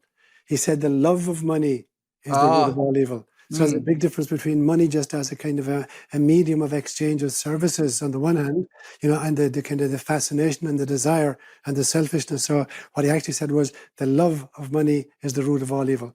And in some senses, the Buddha, when he was tempted at one stage, by Mara, Mara says, turn the Himalayas, the king of all mountains, into gold, and then there'll be enough to feed everybody in the world. And Buddha's response was, even if I could turn all the mountains of the world into gold, there wouldn't be enough for one man's greed. That's a wise answer to Mara. Right. Absolutely. And again, when you look at Christ in the desert, the temptations again, it's about the acquisition of power. And so for me, when you look originally in kind of primitive societies, there wasn't money per se. There were bartering systems. So I give you a dozen eggs, and you give me, a bow and arrow, And so it's a bartering system. So in small communities, it was bartering systems. But as life got more complex and kind of you had cities eventually, the Sumerians were the first people to actually invent money as a symbol. And so what they would do, they would take a stick and break it in two. And give one to one person and the other to the other person, and they fit precisely. And it was a kind of a guarantee and a promise that if you deliver this part of the stick to somebody in a far off city, they'll recognize it and they'll give you whatever your needs are. And so the first system of money actually was just some kind of a token which was broken in half. So the pieces were complementary. So I knew that, that when you came with the piece of the stick, that you're the guy who sold something else to my friend who has the other piece of the stick. So it was like they were the first people to actually invent the symbols of money. But then at some stage, it developed into just fiat currencies. I think it was Nixon in our country in the 1970s who kind of separated value from silver. So it's no longer tied to a kind of a precious metal. It's a piece of paper which is totally useless. I mean, $100 bill has no intrinsic value unless you want to kind of paper a hole in your wallpaper. But it's absolutely useless.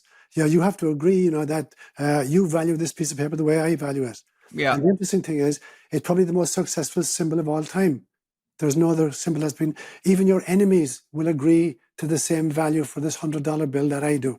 We disagree in everything else. But if I give you a $100 bill and you're my arch enemy, you'll accept it because you know that has intrinsic value because of the agreement.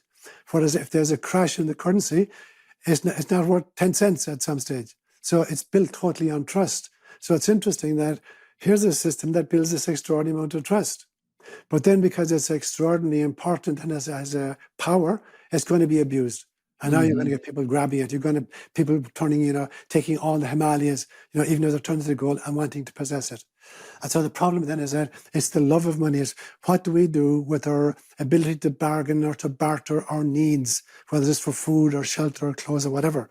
So how can we create a system in which, our needs are met by some form of a fiat currency, which is not controlled by an oligarchy?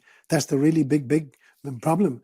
So I see the future as small, self-sufficient communities. So when I was in Kenya, for instance, I was in areas where I was introducing Christianity for the very first time to some communities. They'd never heard of this dude called Jesus. And so what I tried to do is, I had 3 words in Swahili. A community should be kujitegemea, which means to be self-reliant, kujitumikia, which means to be self-ministering, and kujieneza means to be self-propagating. And that the ideal community is one in which they meet their own needs, and one in which they service the kind of the entire community, and also in which they expand because what they're doing is so successful that others will want to imitate it. But it's not that we create bigger and bigger conglomerations, but that different villages pick up the same kind of system. Say, oh, here's a system that works. Let's kind of try that system for ourselves. And I think that that's the future. It's going to be beyond money completely. It's going to be small communities which are big enough to answer all the needs of the group and small enough that everybody knows everybody else. Because there's a special number in sociology a number 150. If you're part of a community which has 150 or less members, you'll be able to know every single person by name. So it's a totally different energy. If you're part of a community that is bigger than that, 10 million, you don't know anybody in that community, it's a totally different form of community. Yeah. So some way that create these neuronal systems which are part of a circuitry, a worldwide circuitry, in which small communities, are trading with each other. But that each community largely is meeting its own needs. For that there are people, who understand, cattle. There are people who understand agriculture. There are people who understand education. There are people who understand spirituality. There are people who understand medicine. And they're meeting the needs of the members of our group. So I think, the system, our present system, is obviously going to collapse, fall on its face. And there'll be several efforts, obviously, to bring in bitcoins of various kinds, or kind of this cashless societies, or kind of these credit card systems, whatever, that we can be manipulated and controlled by some kind of a global oligarchy. And that's going to have to crash and fall on its face in order for small Christian communities to resurrect into groups where I know everybody in my community, and there's somebody, who's a barber, who can cut my hair, and there's somebody, who can grow me fresh vegetables, and there's somebody there who can educate my kids. So I see that as the future. Yeah, it's interesting when you describe money as a symbol, because it caused a flashback to a memory of my study of symbolism, because, doing the kind of work that I do with analyzing dreams and my own visions and artwork and art therapy, understanding symbols is very important. It's a very, you can spend your life just studying symbology. But I wanted to share with you the example that an expert on symbols gave in one of the books I studied, because I think it's very unique and it would help people understand what a symbol really is. The description of how you understand what a symbol is and how it works was this, given in the book. If you and your girlfriend want to get married, but before you get married, you want to go out and see the world and have fun and have your last hurrah being single. The story goes, the two take a penny, they cut it in half, and they go off. And a year later, they plan to meet. And when they come back a year later, as part of the ceremony of putting the two halves of the penny together, they each explain to each other what happened in the year since they split the penny. And so when the penny comes together and they share their experiences, now you have what the symbol was carrying but could not be conveyed until the two halves came back together, because it was transcendent to them at the time the journey began. So the penny being cut in half represents that there's more there than the actual penny can tell you, but you can't get it without the experience that the journey describes, which I thought was a really simple, clear way to understand a symbol. Great. So I have a theory as well that there's a distinction between signs, symbols, and sacraments. Yes. From a Christian viewpoint. So a sign for me is one physical object standing for another physical object. Like a road sign is a piece of metal with paint on it, indicating that, in 100 meters, you're going to meet a junction to your right. And so it's a piece of metal standing for a piece of tarmac. So a sign then is just one physical thing standing for another physical thing. A symbol has one foot in physicality and one foot in the metaphysical. So like a kiss or an embrace is a symbol. So, I'm giving you a hug. So there's a physical component, but it's a protestation of my love for you. So that's again the metaphysical aspect of it.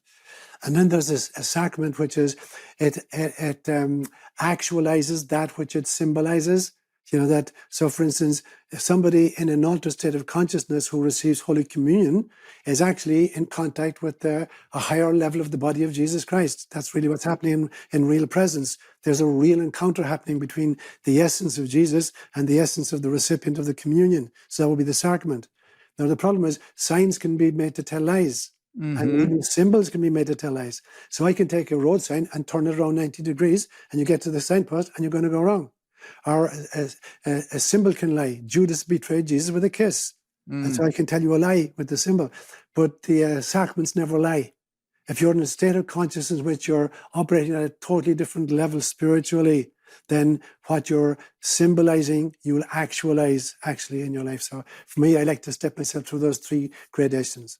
I like that. I describe a sign as different from a symbol, and that a sign has an agreed upon meaning with no transcendent function. So everybody knows when you see a stop sign, We know its shape and its color. Even if the writing's been wiped off, we know it only means one thing: step on the brake.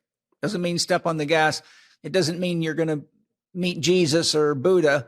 It means step on the brake here and stop so you don't get killed.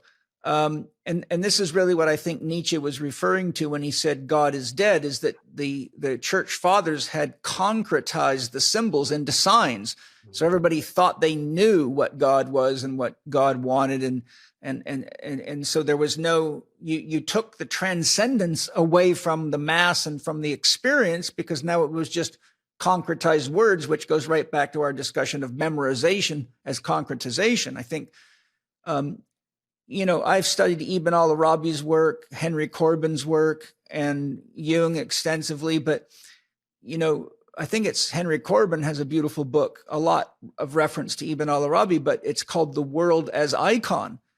And it basically shows how everything in the world is a symbol. And it is really it's really here to direct us to what we were referring to earlier as the essence of things. To, the tree is not just a physical thing. It symbolizes life. There's something inside of it that's conscious and aware, like a flower knows where the sun is at all times and it turns. And, so there's that transcendent thing. And I think there's an example of something that we're not taught, and that even people that study religion and metaphysics seldom understand, because I've talked to many of them. And, like I have enough time in dialogue with you in sense of your presence that when I'm looking at Seán right now through my computer screen, I don't concretize Seán. I relate to Seán as a wise man who can add depth and dimension to my own understanding and give me a chance to express things that maybe I wouldn't have said talking to somebody else, because of your ability to understand me and see the common intention of what we're sharing. In other words, what I'm saying is I'm looking at my friend Seán ÓLaoire, but I'm also looking at a symbol for the divine. And it's, to me, it's very easy to see that, right? It's like I get to hang out with a really amazing expression of the divine, and I never know what's going to come out of these conversations, right? So, like, no, if you and I had 1,000 of them, I would always be excited for, the next one, because I don't know what's going to come out, And so I think that's just, you understand what I'm saying? If we realized each other as symbols, and everything is a symbol, and we didn't just see it as an object, but we said, how can I make this sacred and connect to it? And that would inspire us to work on developing our clairvoyance, our clairaudience, our clairsentience, our intuition, because those are the things that let you see beyond signs. Those are symbolic modes of perception. And I think that if we focused on that, the world would transform radically, because we would be doing in the garden what we really meant to do, as based on our previous talking on that in this podcast. Aside from my next one, we'll change gears now. Aside from the negative influences on male-female relations that emanate from religious programming, it is evident that the social engineers and those driven by motives of genocide are also working hard to deteriorate male-female relationships and the family unit. I feel that patriarchy has become dangerous, so dangerous, in fact, that we now literally have patriarchal women in positions of power. We're even confused about what a woman is. How do you feel about the challenges between males and females, or how do you feel the challenges between males and females are contributing to the world situation, and what suggestions do you have for restoring harmony between both the masculine and feminine energies and consciousness thereof? So harmony between the masculine and feminine energies that are moving through us and awareness of them, but also harmony between males and females. I've said many times on podcasts, and I really believe this, and as you know, I have 2 wives, so I've got a real respect for the divine feminine. I feel that right now, more than ever, we need leadership from healthy women. We need women with heart and soul to step in. Somebody that comes to my mind right off the bat is Catherine Austin Fitts, as an example of wow, like there's she power in its fullness, right? And there's, of course, there's many others, but I just think that this is part of the conundrum that we've got going on right now, everything I've just mentioned. So I'm sorry if I threw too much at you. If you want me to refine the question, I can. Let me respond to it. It's a very important topic. So one of the things that amazed me, I came to the States in 1987, having spent, the first 25 years of my life in Ireland, in a European kind of a cultural context, and then the next 14 years in East Africa with an African context, and then coming to the States. And so I saw the male-female dynamic in 3 totally different cultural contexts. And it's interesting to me, when I came to the States, I was immediately kind of flabbergasted by the number of what I can only call animus-driven viragos that I encountered. Really, really angry women. So where I come from, Ireland, where the women controlled the family, but they did it very, very kind of very, very gently. And in Africa, although the women seemed to be subject, the women were the power force in Africa. They were in charge of all food production. Men were in charge of hunting, and guarding the group. And so the dynamic between men and women in Africa and in Europe, while not perfect, patriarchal definitely, but a much better fit than what I found in the United States, with really, really angry women and emasculated males. I was in a PhD class. There were 24 of us. There was only 5 guys in it, and apart from myself, all the guys were just total chicken shits. And all the women, yeah, absolutely. That's sad. Yeah. And all the it's women, worse now. yeah, all the women were really angry viragos. Yeah. And so I gave a lecture at one stage. Every student was giving a lecture on a topic, and I called it patriarchy, matriarchy, and hatriarchy. the anger that I was experiencing in this class, and of course I got dumped on like crazy. And so, you expected that, though, I bet. I expected that, absolutely expected that. But there was no way I was going to sit with 5 other male sheep in the class and just be dumped upon. Yeah. And a lot of these women, their husbands were financing their PhD studies, and they spent nonstop just criticizing their husbands. Wow. Yeah, so it was pissing me off royally. I don't doubt it. What I could see was that there needed to be a redressing of the patriarchal system. But what I've seen is that there are just as many corrupt women in prominent positions in America right now, and all over Europe right now. And so just replacing men with women is not the solution. So it's not just taking men out of important international positions and slotting in a woman into it. What you're looking for is a kind of a balance between the yin and the yang energies, both within the individual and among us. There's this great statement where in the New Testament where Jesus says the kingdom of God is, the phrase that's used in Greek is en mesoi. And en mesoi means within you, it's intrapsychic, and among you, it's sociological. I would say this very same thing. The yin and yang has to be en mesoi. There has to be a kind of complementarity within the individual person of the yin and the yang energies, and then a complementarity in any one group of people. In any group of people, there will be people who hold more of the yang energy and people who hold more of the yin energy. But if it's a team, if it's working as a team properly, it'll be the ideal fit. But what's happening now is you get this total kind of rise of angry females in positions of power who are just as much war hawks and as corruptible as the men that preceded them. And Margaret Thatcher types. Margaret Thatcher, people like the head of the European community right now. Or for the Prime Minister of New Zealand. Exactly. So there are lots of, the person who was in charge of the CDC in our own country up to recently. Yeah. So we saw it at every level. The corrupt, female, I call it toxic femininity. So there's toxic femininity and there's toxic masculinity. So the question becomes then, how do we create a balance between the yin and the yang energies within the individual person? Because it's appropriate sometimes to be more yang and sometimes to be more yin. And then within the group, who within the group, best, whom can we call upon to kind of demonstrate more yang energy because that's what the situation needs? Whom can we call upon in the group to demonstrate more yin energy because that's what the group needs right now? So that it's a fluid kind of exchange of abilities. That's the future. But there's angry female replacing corrupt men as we're falling on our face, flat on our face right now.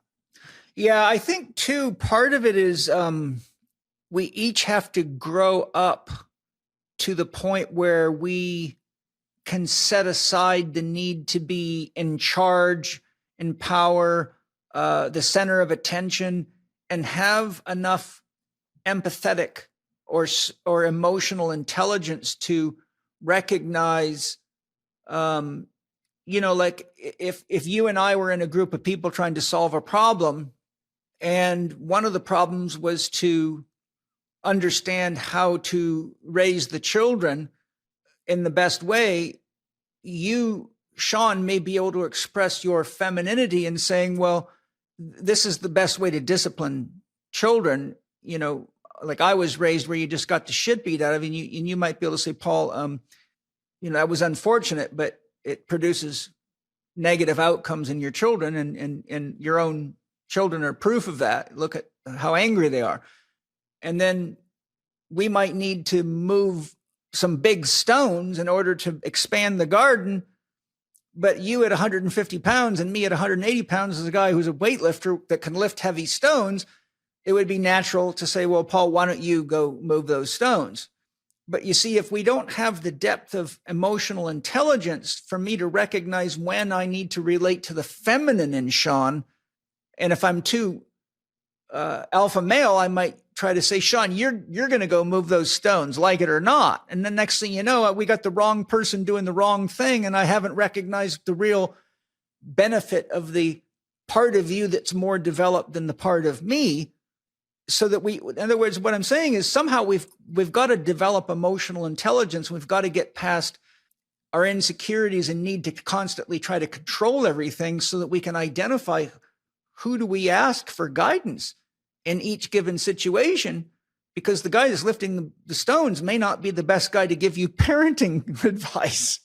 So for me, then it's a question of matching the kind of the talents and the abilities with the needs of a group. So I remember in my time in Kenya, guys would get constantly moved around. I was in 7 different missions in 14 years. And so what happened was the kind of superiors, whether it was the bishop or whatever it was, there's a need someplace else, we'll take this guy. Whether this guy was fit for it or not, it didn't matter. So whether you were in charge of an agricultural college, or you were in charge of a parish, or you were a headmaster of a school, just yank a guy out because there's a need and slot this guy in. And what I would say to the kind of superiors was, know your guys, know your priests, and find out what are their talents and what are their interests. And find jobs that fit their interests and their talents. And then everybody is happy and you get a great job done. But if you operate on the principle that there's a need, we're going to move somebody in, whether it's the right guy or the wrong guy, whether he wants to be there or he doesn't want to be there, there's an opening there and you're going there. And you get a lot of kind of disgruntled and kind of people who are not up to the task happening. So I would see this in any community, that you have to see what are the needs of the community, what are the talents and the interests of the group, and therefore you slot the appropriate talent and the appropriate interest into the need of the group, and then the group's needs are being met. You see, because if what you are alluding to with the fact that it's what the system we're in is inevitably going to break down, we're going to have to go into tribes of 150 or less. And research on tribal society shows that tribes break down after about 150 people. Some say as little as 65. We're going to have to develop these skills, or what we're going to have is a bunch of people beating the shit out of each other over everything. So somewhere along the line, we might as well work on that now. But the other thing is that surely you are aware that the quality of workmanship in the world today is just going down the tubes fast. I mean, shit, we bought a brand new refrigerator, cost us $14,000. For the first 6 months we had it, did nothing but cause trouble. Freezing up, couldn't control the temperatures, fans squealing, and how we had to get the damn thing replaced. And it took us, I don't know how long, I think it might have been months and months, if not 6 months or a year, before they finally replaced it. We just bought a brand new stove, not even 5 or 6 months ago. It's already completely broken down, and we've had repairmen out 5 times and battles now. And Penny just met with them to say, you got to replace this thing on warranty. It's brand new and it doesn't work. We just had to have the washing repairman in. Our washing machine's not very old at all. Yeah, and yet it's squealing like hell. And I said to the repairman, what the hell's going on with this thing? It's almost new. He said, oh, you don't want to buy these front loaded washing machines because the weight of the water causes the weight. It causes too much load on the bearing that's on the axle, and it keeps wearing the bearings out. So if you want a washing machine that lasts a long time, buy a top loader. I'm like, okay, great. Well, I spent a fucking $1,000 on this thing, and now you're telling me it was a piece of shit to begin with.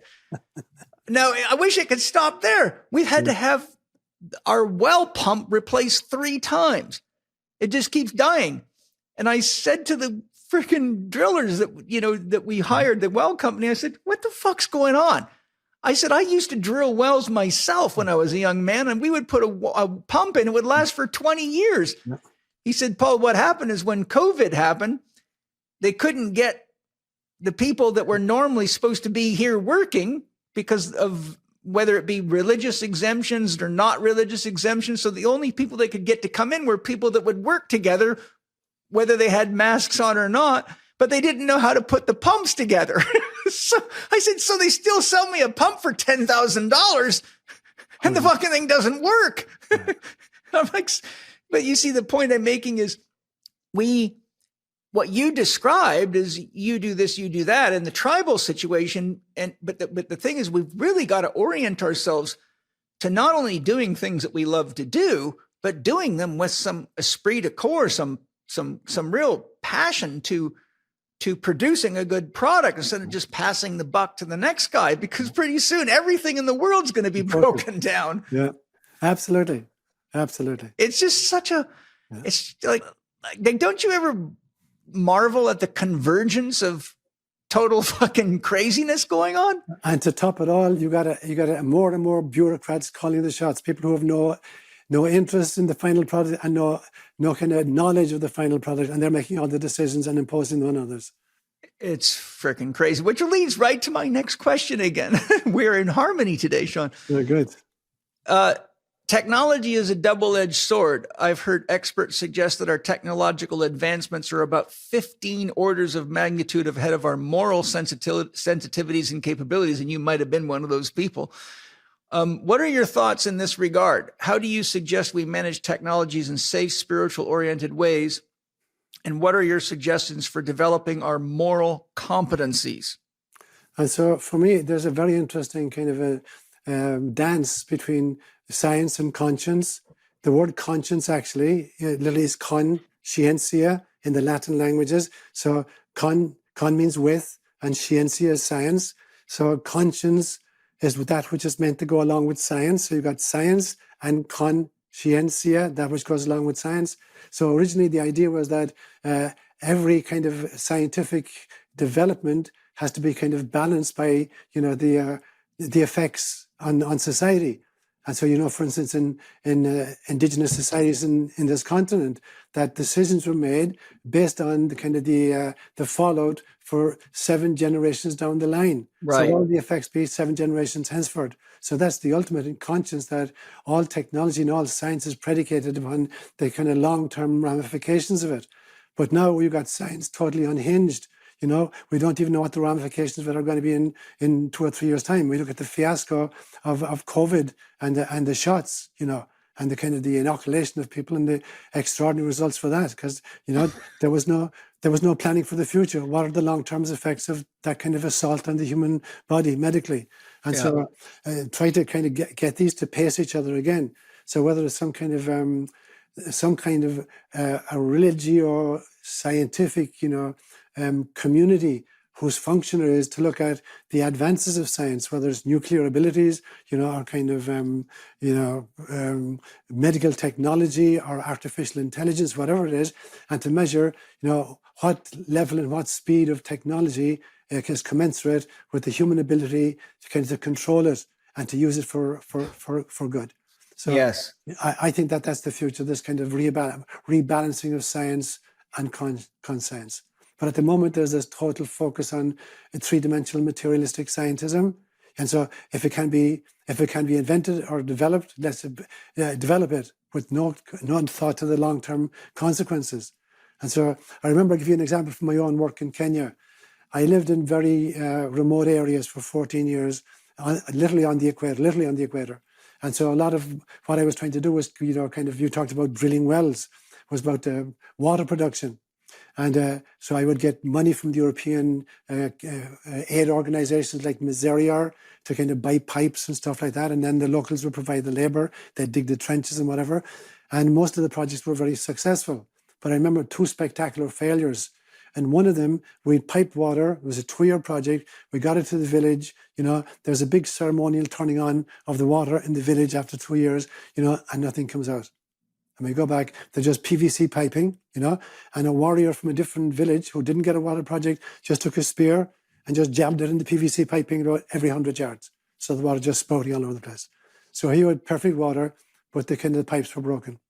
Another one, we piped water successfully, about 2 miles again, and we turned on the water and it flowed copiously and everybody drank. And 2 days later, everybody in the village is down with dysentery because the source was polluted. We didn't realize it. So what it said to me is that, you've got the structures and you've got the personnel. And if the structures are faulty, you don't deliver the product to the consumer. And if the personnel are faulty, you're going to poison the consumer. So it's what Jesus says, new wine, new wineskins. So we have to have systems, whether it's of education or entertainment or medicine or whatever, that are really well crafted and are delivering a good product to the consumer. And we have to make sure that people who staff those organizations are themselves committed to their own spiritual evolution. So it's really, really important. If you don't have spiritual people in these institutions, they'll corrupt, they'll deliver a corrupted product to the consumer. And if the organizations are leaky, the consumer is not going to get the product. So it's this balance again between individual commitment to a spirituality and creating structures that actually are working on behalf of the populace, not against them. I think this really goes back to one of the key tenets of spiritual consciousness, and that is the realization that we are all expressions of each other and we're all expressions of the divine. I think without that, it's really like whatever I can get, I take, and screw you. And, I'm in it for the money. I don't care about the rest of it.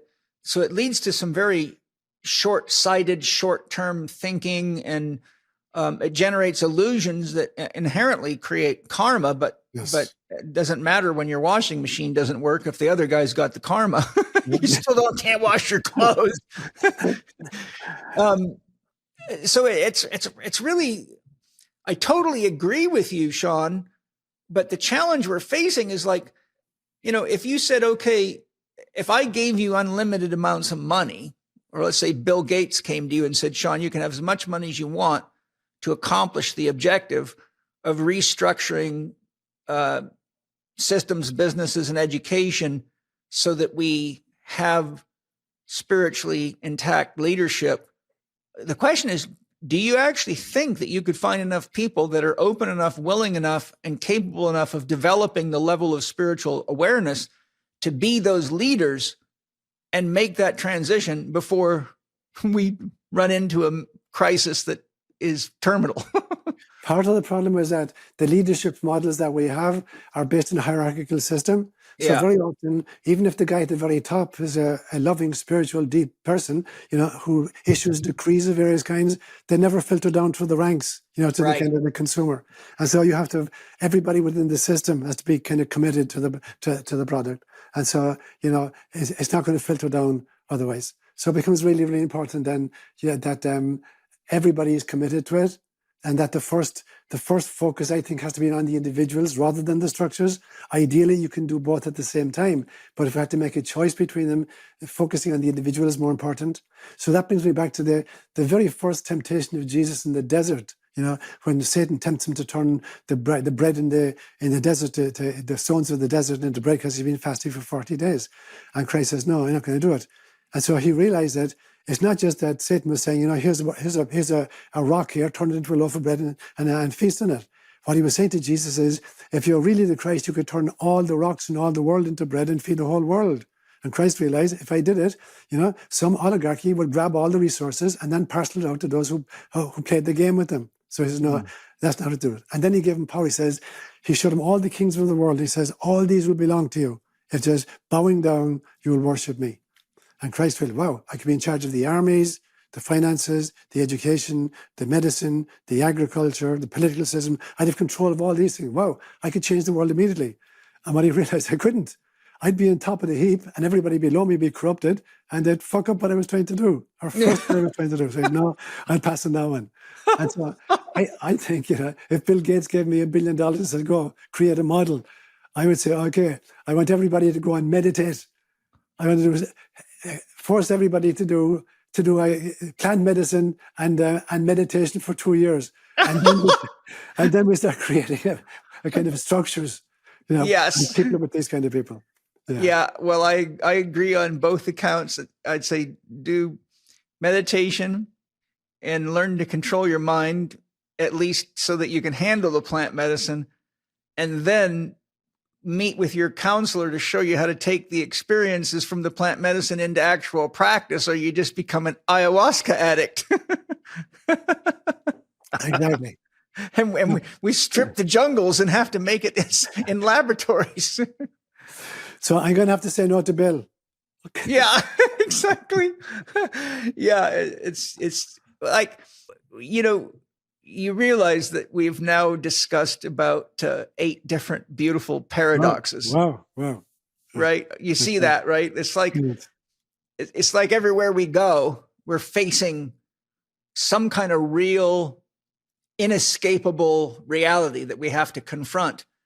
And that's one of the things that concerns me is people are just, they're so tired and so lazy and so addicted and so trapped that they're just the ostrich has its head in the sand waiting for Donald Trump or somebody or Jesus to fix it all. And as we need more accountability, more responsibility, and more participation, we're getting less and less and less of it. And I don't want to be a fatalist. I mean, the way I navigate this is I know it's all God. So yes, the worst thing that happens is God. Right. And so that's really important. One of the things I see is that there's a concerted movement at this stage to destroy history, to destroy the present, and to destroy the future. Yeah.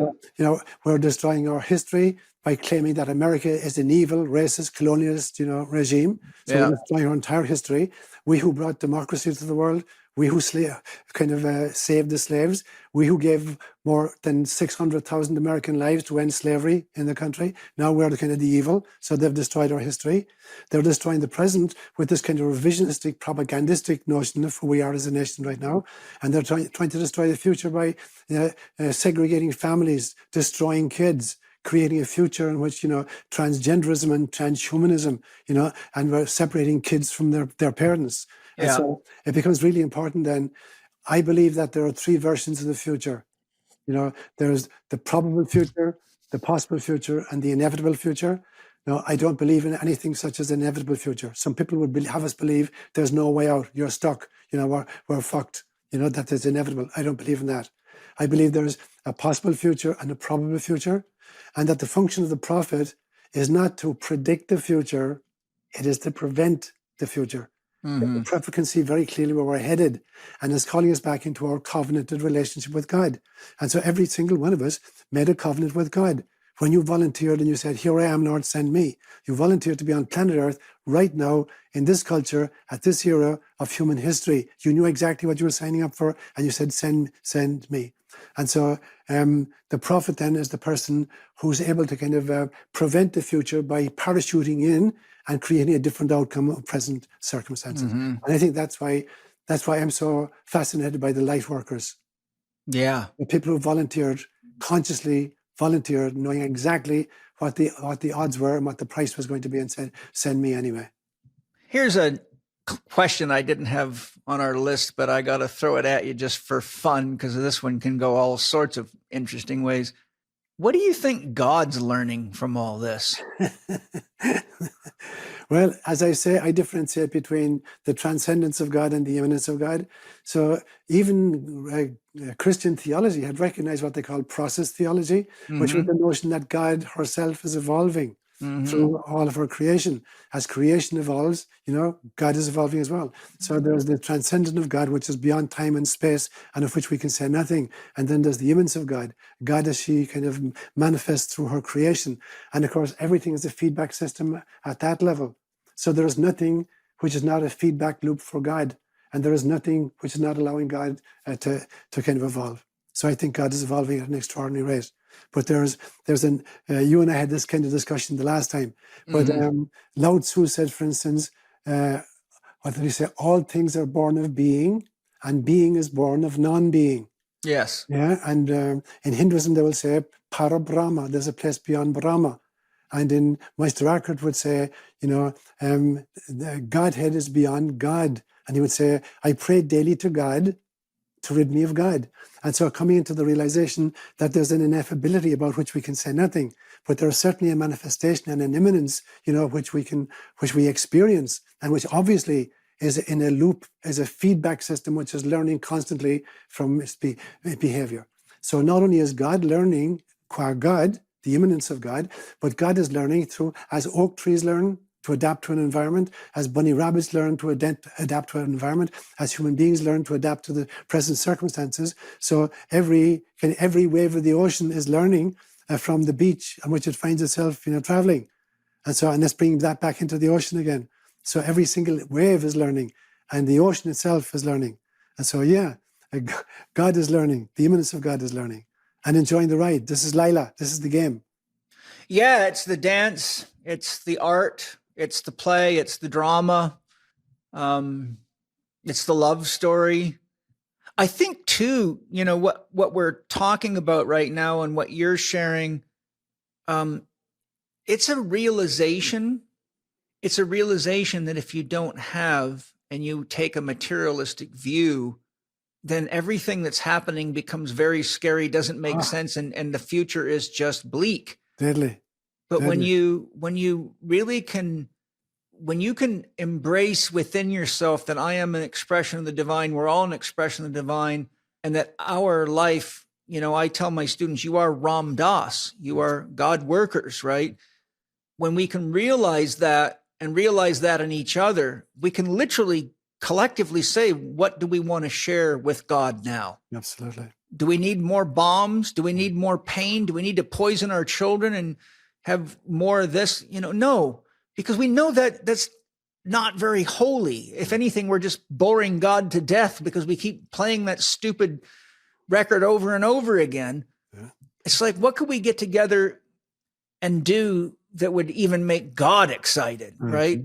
And so what does it boil down to? It always boils down to some expression of love. Yeah, absolutely. Right? Absolutely. So let's figure out ways to have empathy and compassion for each other and find ways to love each other. And I think, you can see behind me, I have a lot of money invested in a very, very good stereo. And I love music, right? And I love listening to Hazrat Fateh Ali Khan, a Sufi master that just makes gorgeous music, which is all Sufi prayers. I love listening to music from all over the world. I've got a large collection of music from around the world, and it's stunning. And so I often find myself just taking a moment to pause and just bowing and saying thank you to these amazing musicians and singers for the beauty you add to my life. And I love good food. And when I get great Chinese food or Japanese food or Jamaican or whatever it is, it's like, oh my God, the flavors, the experience. And it's neat to see how they do this and all the ways you can do things with corn. Who would have known, I think if we would just celebrate the diversity and the beauty, because even the funny thing is that even people that are harsh racists and white supremacists will be driving down the road listening to Motown, and not even aware of it. It's just like, oh man, I love this Stevie Wonder. Yeah, but you'd fucking kill the guy if he was in front of you and you wouldn't even realize it was him. Yeah. Like, it's like, do you see what I'm saying, Seán? Is if we really just realized if we are agents of God expressing possibilities and creativities, that we have free will, why don't we express more of what we inherently know makes us feel good and is good for everybody? It doesn't seem like it takes a whole lot of common sense to figure that out, but it also seems to be and unless you can trust, I think it's the fastest way out of the situation we're in is just to all hold still and say, if you don't know how we got here, it's a mystery. God's just a placeholder for the word mystery. But whatever that mystery is the source of everything, including you and I. And if we're learning, it's learning.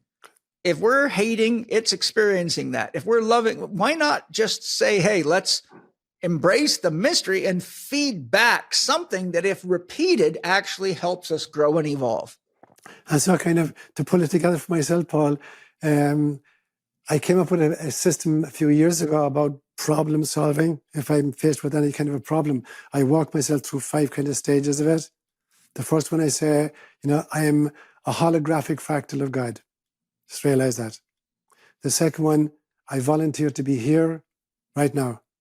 The third one, I am deeply grateful for all of the people and kind of resources that are in my life right now. The fourth one is, I want to harvest this present predicament in order to kind of further my own mission of waking myself up and waking everybody else up. And then fifthly, and only fifthly, okay, let me deal now with the practicalities of solving the situation. But I walk myself through the other 4 first so that the solutions are coming out of gratitude and a sense of inner divinity, and my kind of participation in the human family.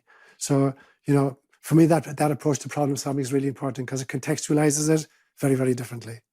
Yeah, I think it's you're a great guy for formulas. I like formulas too, because the reason I do is it helps you systematize the flow of energy and creativity. Yes. Because like what you're talking about, almost all the formulas that I've ever heard you say, almost universal applicability. Yes.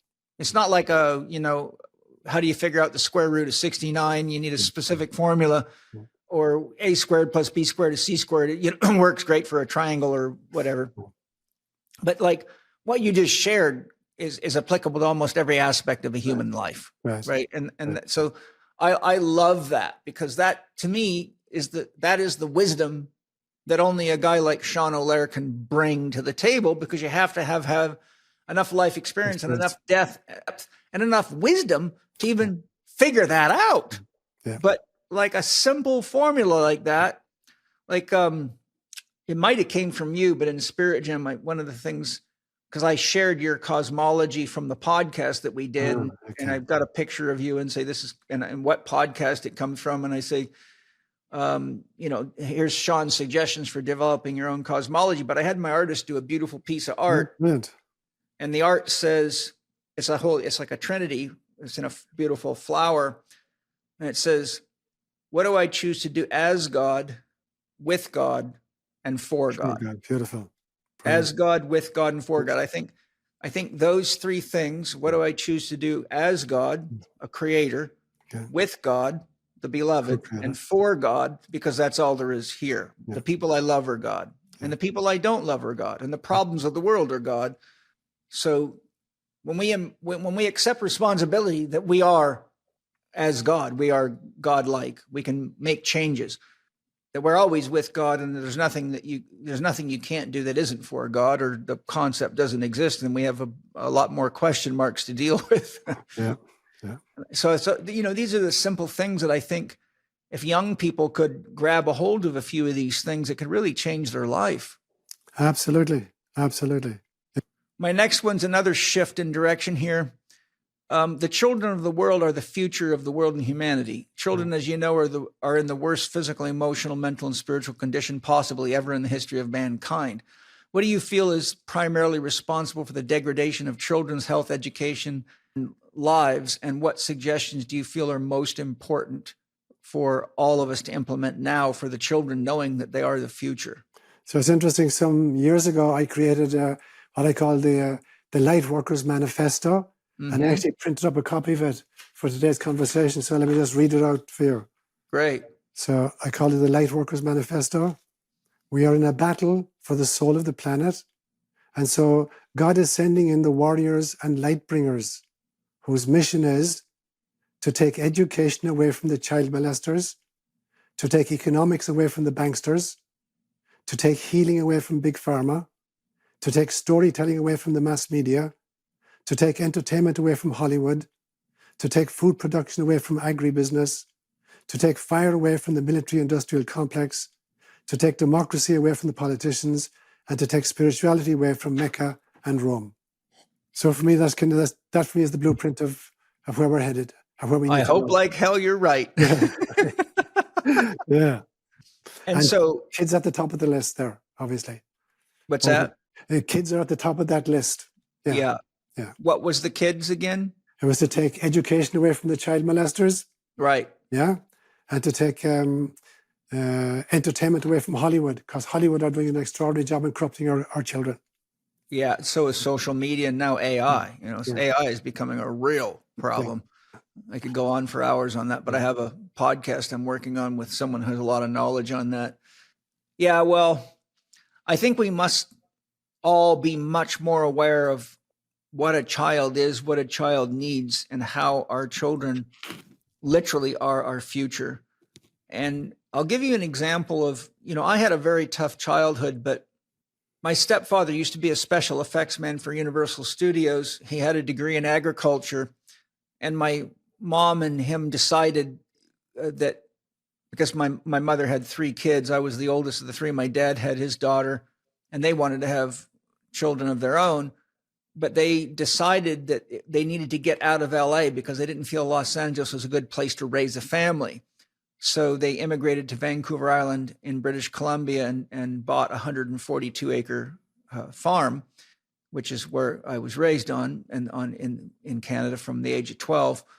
And even though my childhood was very challenging, I often say to my friends, thank the fucking Lord my parents were farmers, and that I got to spend time in nature and with animals and learn the realities of how nature works and how life and death works, and how much responsibility you have to have responsibility, and young people have to learn responsibility.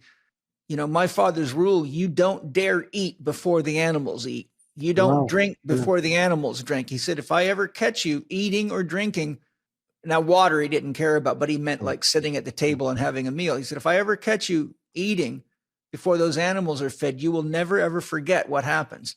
And he meant that, dude. There was no question what he meant. And what he was teaching us is that you must pay close attention to what your life depends on. Yes. And you must make that more important than your personal needs, because when that doesn't provide you won't meet your personal needs. And so just learning about how too much water in the soil causes root rot and hoof rot. And, just without a long list of things like, our children today often never ever put their feet in the dirt, and the dirt they put their feet in is parks poisoned with glyphosate. And they don't understand natural cycles. They know all about their iPhone, but they haven't got a clue where their food comes from. They don't even really know much about animals or about nature. It's just like, wow, we have actually gotten so caught in the mental dimension of reality that we've cut our roots off from the earth. And that is just as dangerous as all get out. So I think somehow, for anyone listening, we need programs designed to bring children back into nature. If I had the money, I'd start a big farm specifically to bring children in and have assistance, like almost like 4-H. Yes. But, assign them, okay, this week you're going to work with the sheep expert. And this week you're going to work in the garden. And this week you're going to work with fruit trees. And then the next week you're going to go work in the shop and see what it takes to repair all this equipment. And really let them live there and experience being part of the harvesting of the food, the cleaning, the washing, the cooking, taking care of animals, shearing sheep, castration, slaughter. I tell people all the time, look, you wouldn't eat so much meat if you actually had to slaughter an animal yourself, gut it, and watch its life leave. It'll change you. I mean, I used to, when I was a kid, I remember the first time that one of my best friends as a pig had to get slaughtered, and I had to watch my dad kill it and gut it, and within hours of me petting it and feeding it, I was eating it. And I remember castrating animals all the time, and I had to hold the animal still when my dad took a razor blade, slit its ball sack open, pulled the testicles out, and chopped the sperm cords, and then closed them up. And then we would take those balls in the house, throw them in a frying pan, and eat them. I had to go through this painful transition, which I've watched my kids have to go through, from how do you reconcile eating something that you had deep love for as a friend? And so I think if we get too detached from the realities of life, then we start abusing life, not realizing what we're doing, because what was your friend just becomes an object, right? And I think that's part of the problem with people like Bill Gates, is they've just turned everything into an item in a catalog that they can buy, sell, and trade with no consequences of the effect, because they don't believe that life is conscious. They think it's just all biological robots. And that's why we have all this animal research with torturing of animals and things like that, because of this sort of Skinnerian mindset, which is just so sad. Those are just some thoughts. We're coming right to the end, Seán. Now, you realize a miracle's about to happen. What is that? You and I are about to finish an entire outline in one podcast. That's never happened before. Oh, God. Yeah, go ahead. What? Either we're getting good at it or the lists are getting shorter. Well, a little shorter. My last one had 15 questions on it for you, but I learned 15 questions with Seán and Paul is very dangerous unless you have a 10-hour podcast. But I remember distinctly when Bill Moyers was interviewing Joseph Campbell and discussing what happens when a culture's myth breaks down. Their descriptions match what is happening in the world now very, very well. Bill Moyers asked Joseph Campbell what he thought the next myth would be. Joseph Campbell said, "I don't know, but I know it will be an earth-centered myth." Can you share your thoughts regarding the importance of the myth, of myth in context of the world situation we're in, and what do you feel the next guiding myth for humanity will be or needs to be? Brilliant.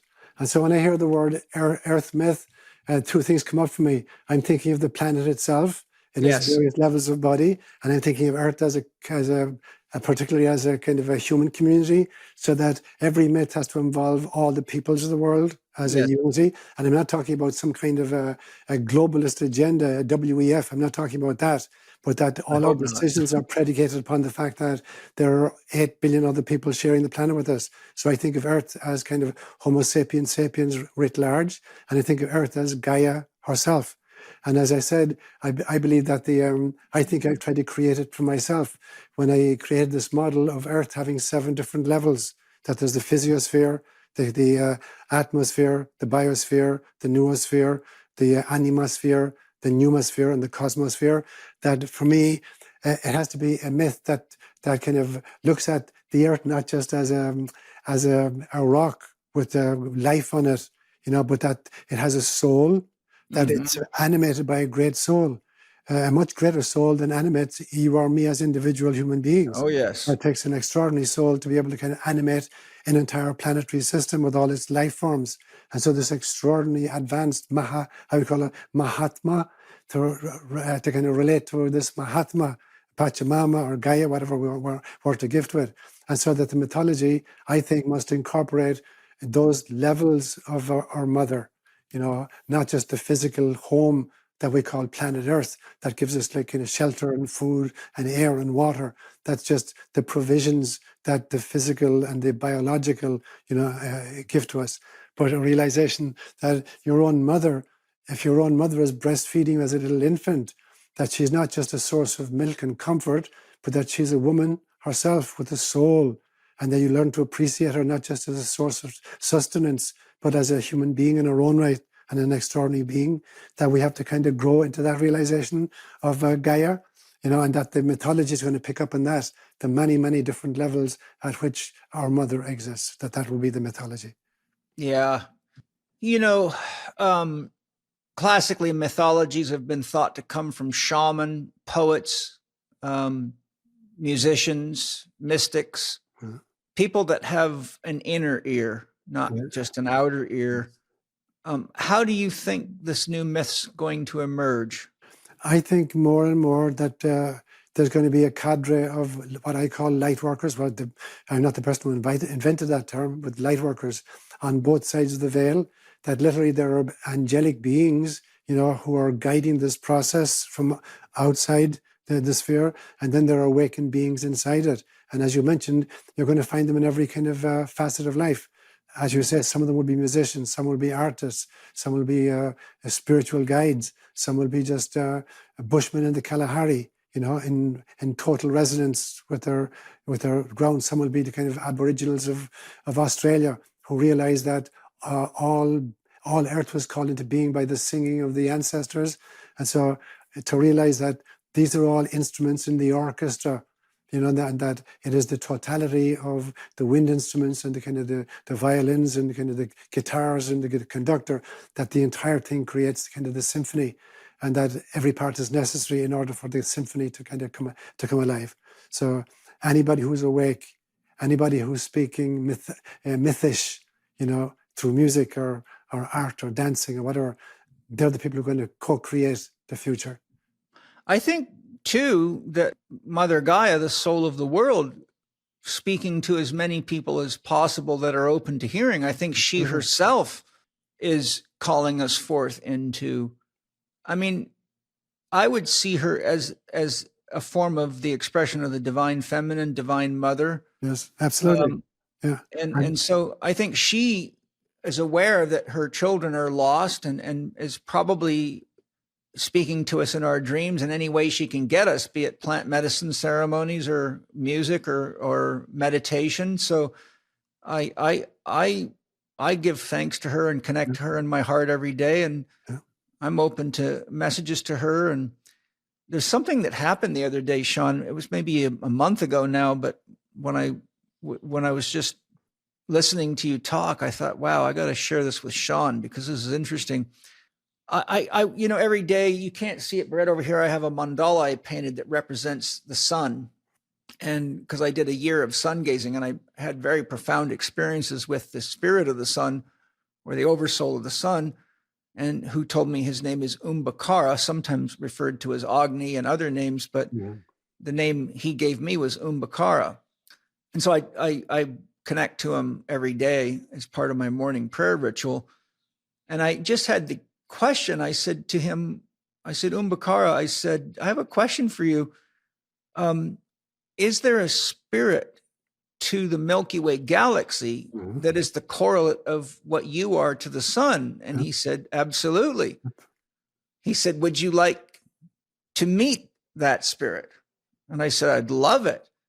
So he said, empty yourself and I will introduce you to her. And all of a sudden, inside my inner vision, my clairvoyance, my third eye, I was seeing the whole galaxy. And then my conscious awareness narrowed, and in the middle was a giant black hole, which was out of which was rising a beautiful lotus.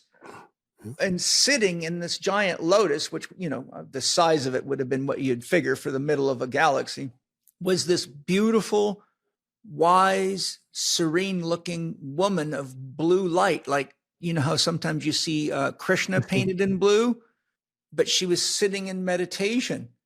And then she opened her eyes and looked at me. And I said, are you the spirit or the soul of the Milky Way galaxy? She said, yes, I am. I said, what is your name? She said, my name is Amor. Oh, love. Yeah. She said, my name is Amor. I am Amor. And so I talked to her for a while, but the imprint is so powerful. As soon as I have a chance to paint, I'm going to paint that experience and paint what I saw. That's beautiful, Paul. That's beautiful. Yeah. I wanted to share that with you because you're the kind of guy that can appreciate that and not think I'm a complete lunatic. No, I believe I call it organ-specific receptors, that everything from a single cell all the way up to the cosmos itself, has specific receptors for kind of receiving the grace of God. And obviously, Amor was a kind of a galactic, receptor for that. Yeah. Beautiful. Amor, I was surprised, when she said Amor. I'm like, wow, that's cool. Beautiful. Sometimes I get names like Umbakara, and I'm like, I have to go figure out if I can find out what that means. And, crazy kind of like, okay, I got sometimes it takes hours to find these things. But as soon as she said Amor, I'm like, well, that doesn't require any research at all. And it's really powerful.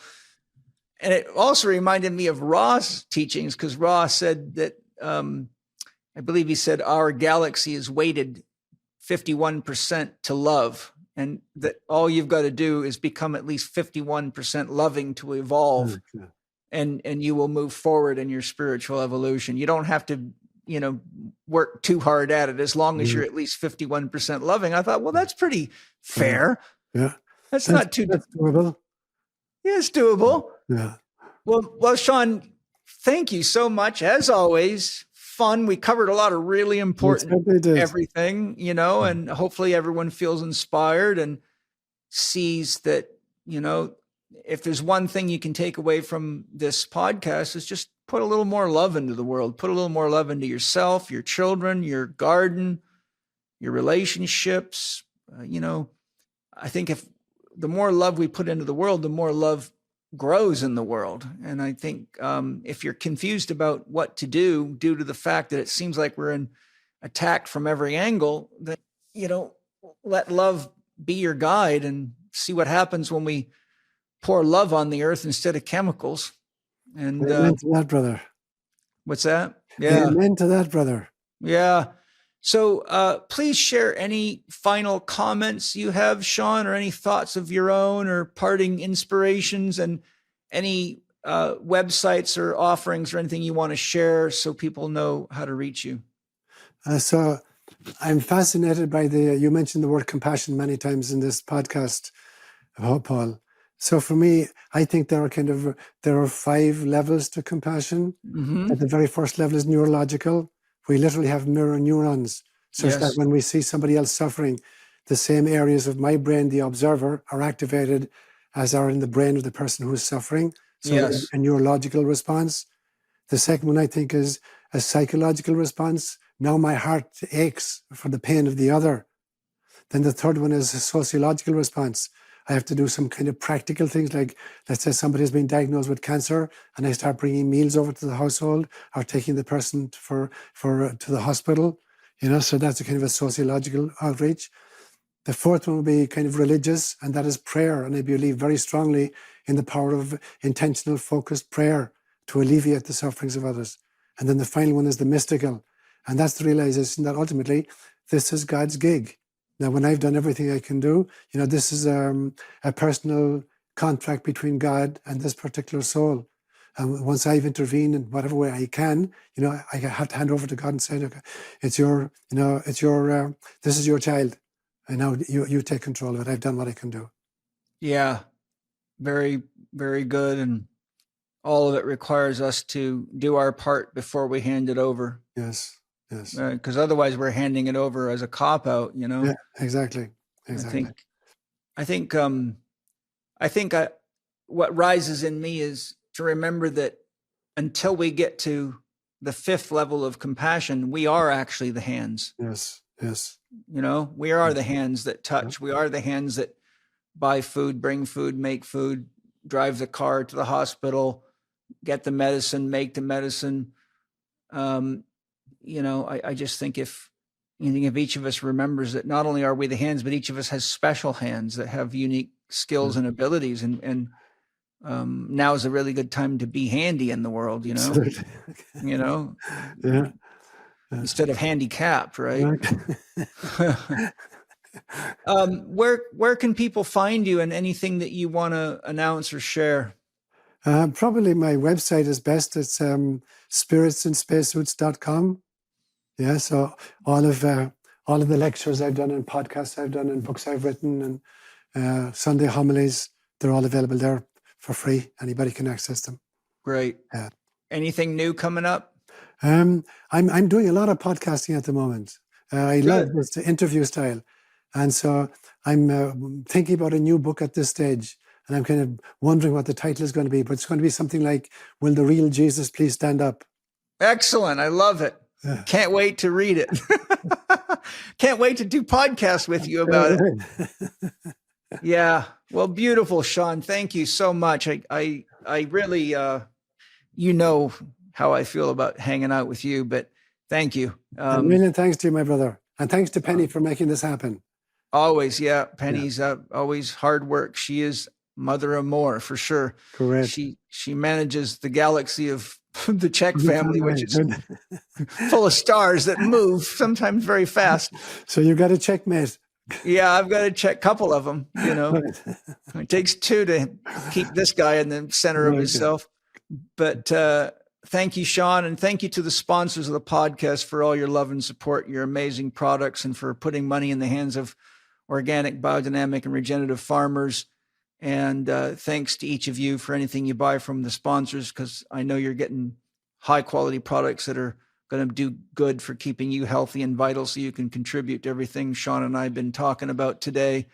And thanks for anything you get from the sponsors, because it supports the podcast. So Seán and I can take a little time to hang out with you, because I, like you, have family to feed, bills to pay, and animals to feed. And we all have to let love's boomerang go around to support us all. And thank you guys for doing your very best to be, part of the change and just share a little more love. I think if anything came out of this dialogue today, it's just the simplest solution is just do your best to be, as Houston Smith said, be a little kinder and love a little more. However that works for you, it's still adding more love. And I think that's what we need now. I'm working on it every day. And so I love you all, and I'm grateful for all of you. I'm grateful for you, Seán, always. And hey, let's not wait too long to do this again. You know where to find me whenever you got an idea. Hit me with it. A million thanks to you, Paul. All right, lots of love. God bless you. Bye-bye. Thank you for listening to Spirit Gym with Paul Chek and today's guest, Seán ÓLaoire. Visit Seán's website at spiritsinspacesuits.com, where you can read and watch more from Seán, find information on his upcoming events, and watch videos from his past retreats. You can also follow him on Instagram and YouTube at Spirits in Spacesuits. Seán's latest book, Setting God Free, Moving Beyond the Caricature We've Created in Our Own Image, is available on Amazon and Audible. For more interaction with Paul and to share ideas and ask questions about topics discussed in this podcast, we invite you to join his Spirit Gym program and community. There are 3 different levels of membership to fit your budget and lifestyle, where you can participate in live Q&A sessions with Paul's podcast guests, access the members forum within the Spirit Gym community, where you can chat with other members, attend weekly virtual meetups with Paul, and study the comprehensive Master Key online program. Explore the options and subscribe today by going to myspiritgym.com. And finally, if you enjoyed today's episode, please consider leaving us a 5-star rating and a warm review on the podcast platform of your choice. This podcast is available on Apple Podcast, Spotify, Amazon Music, Audible, and YouTube.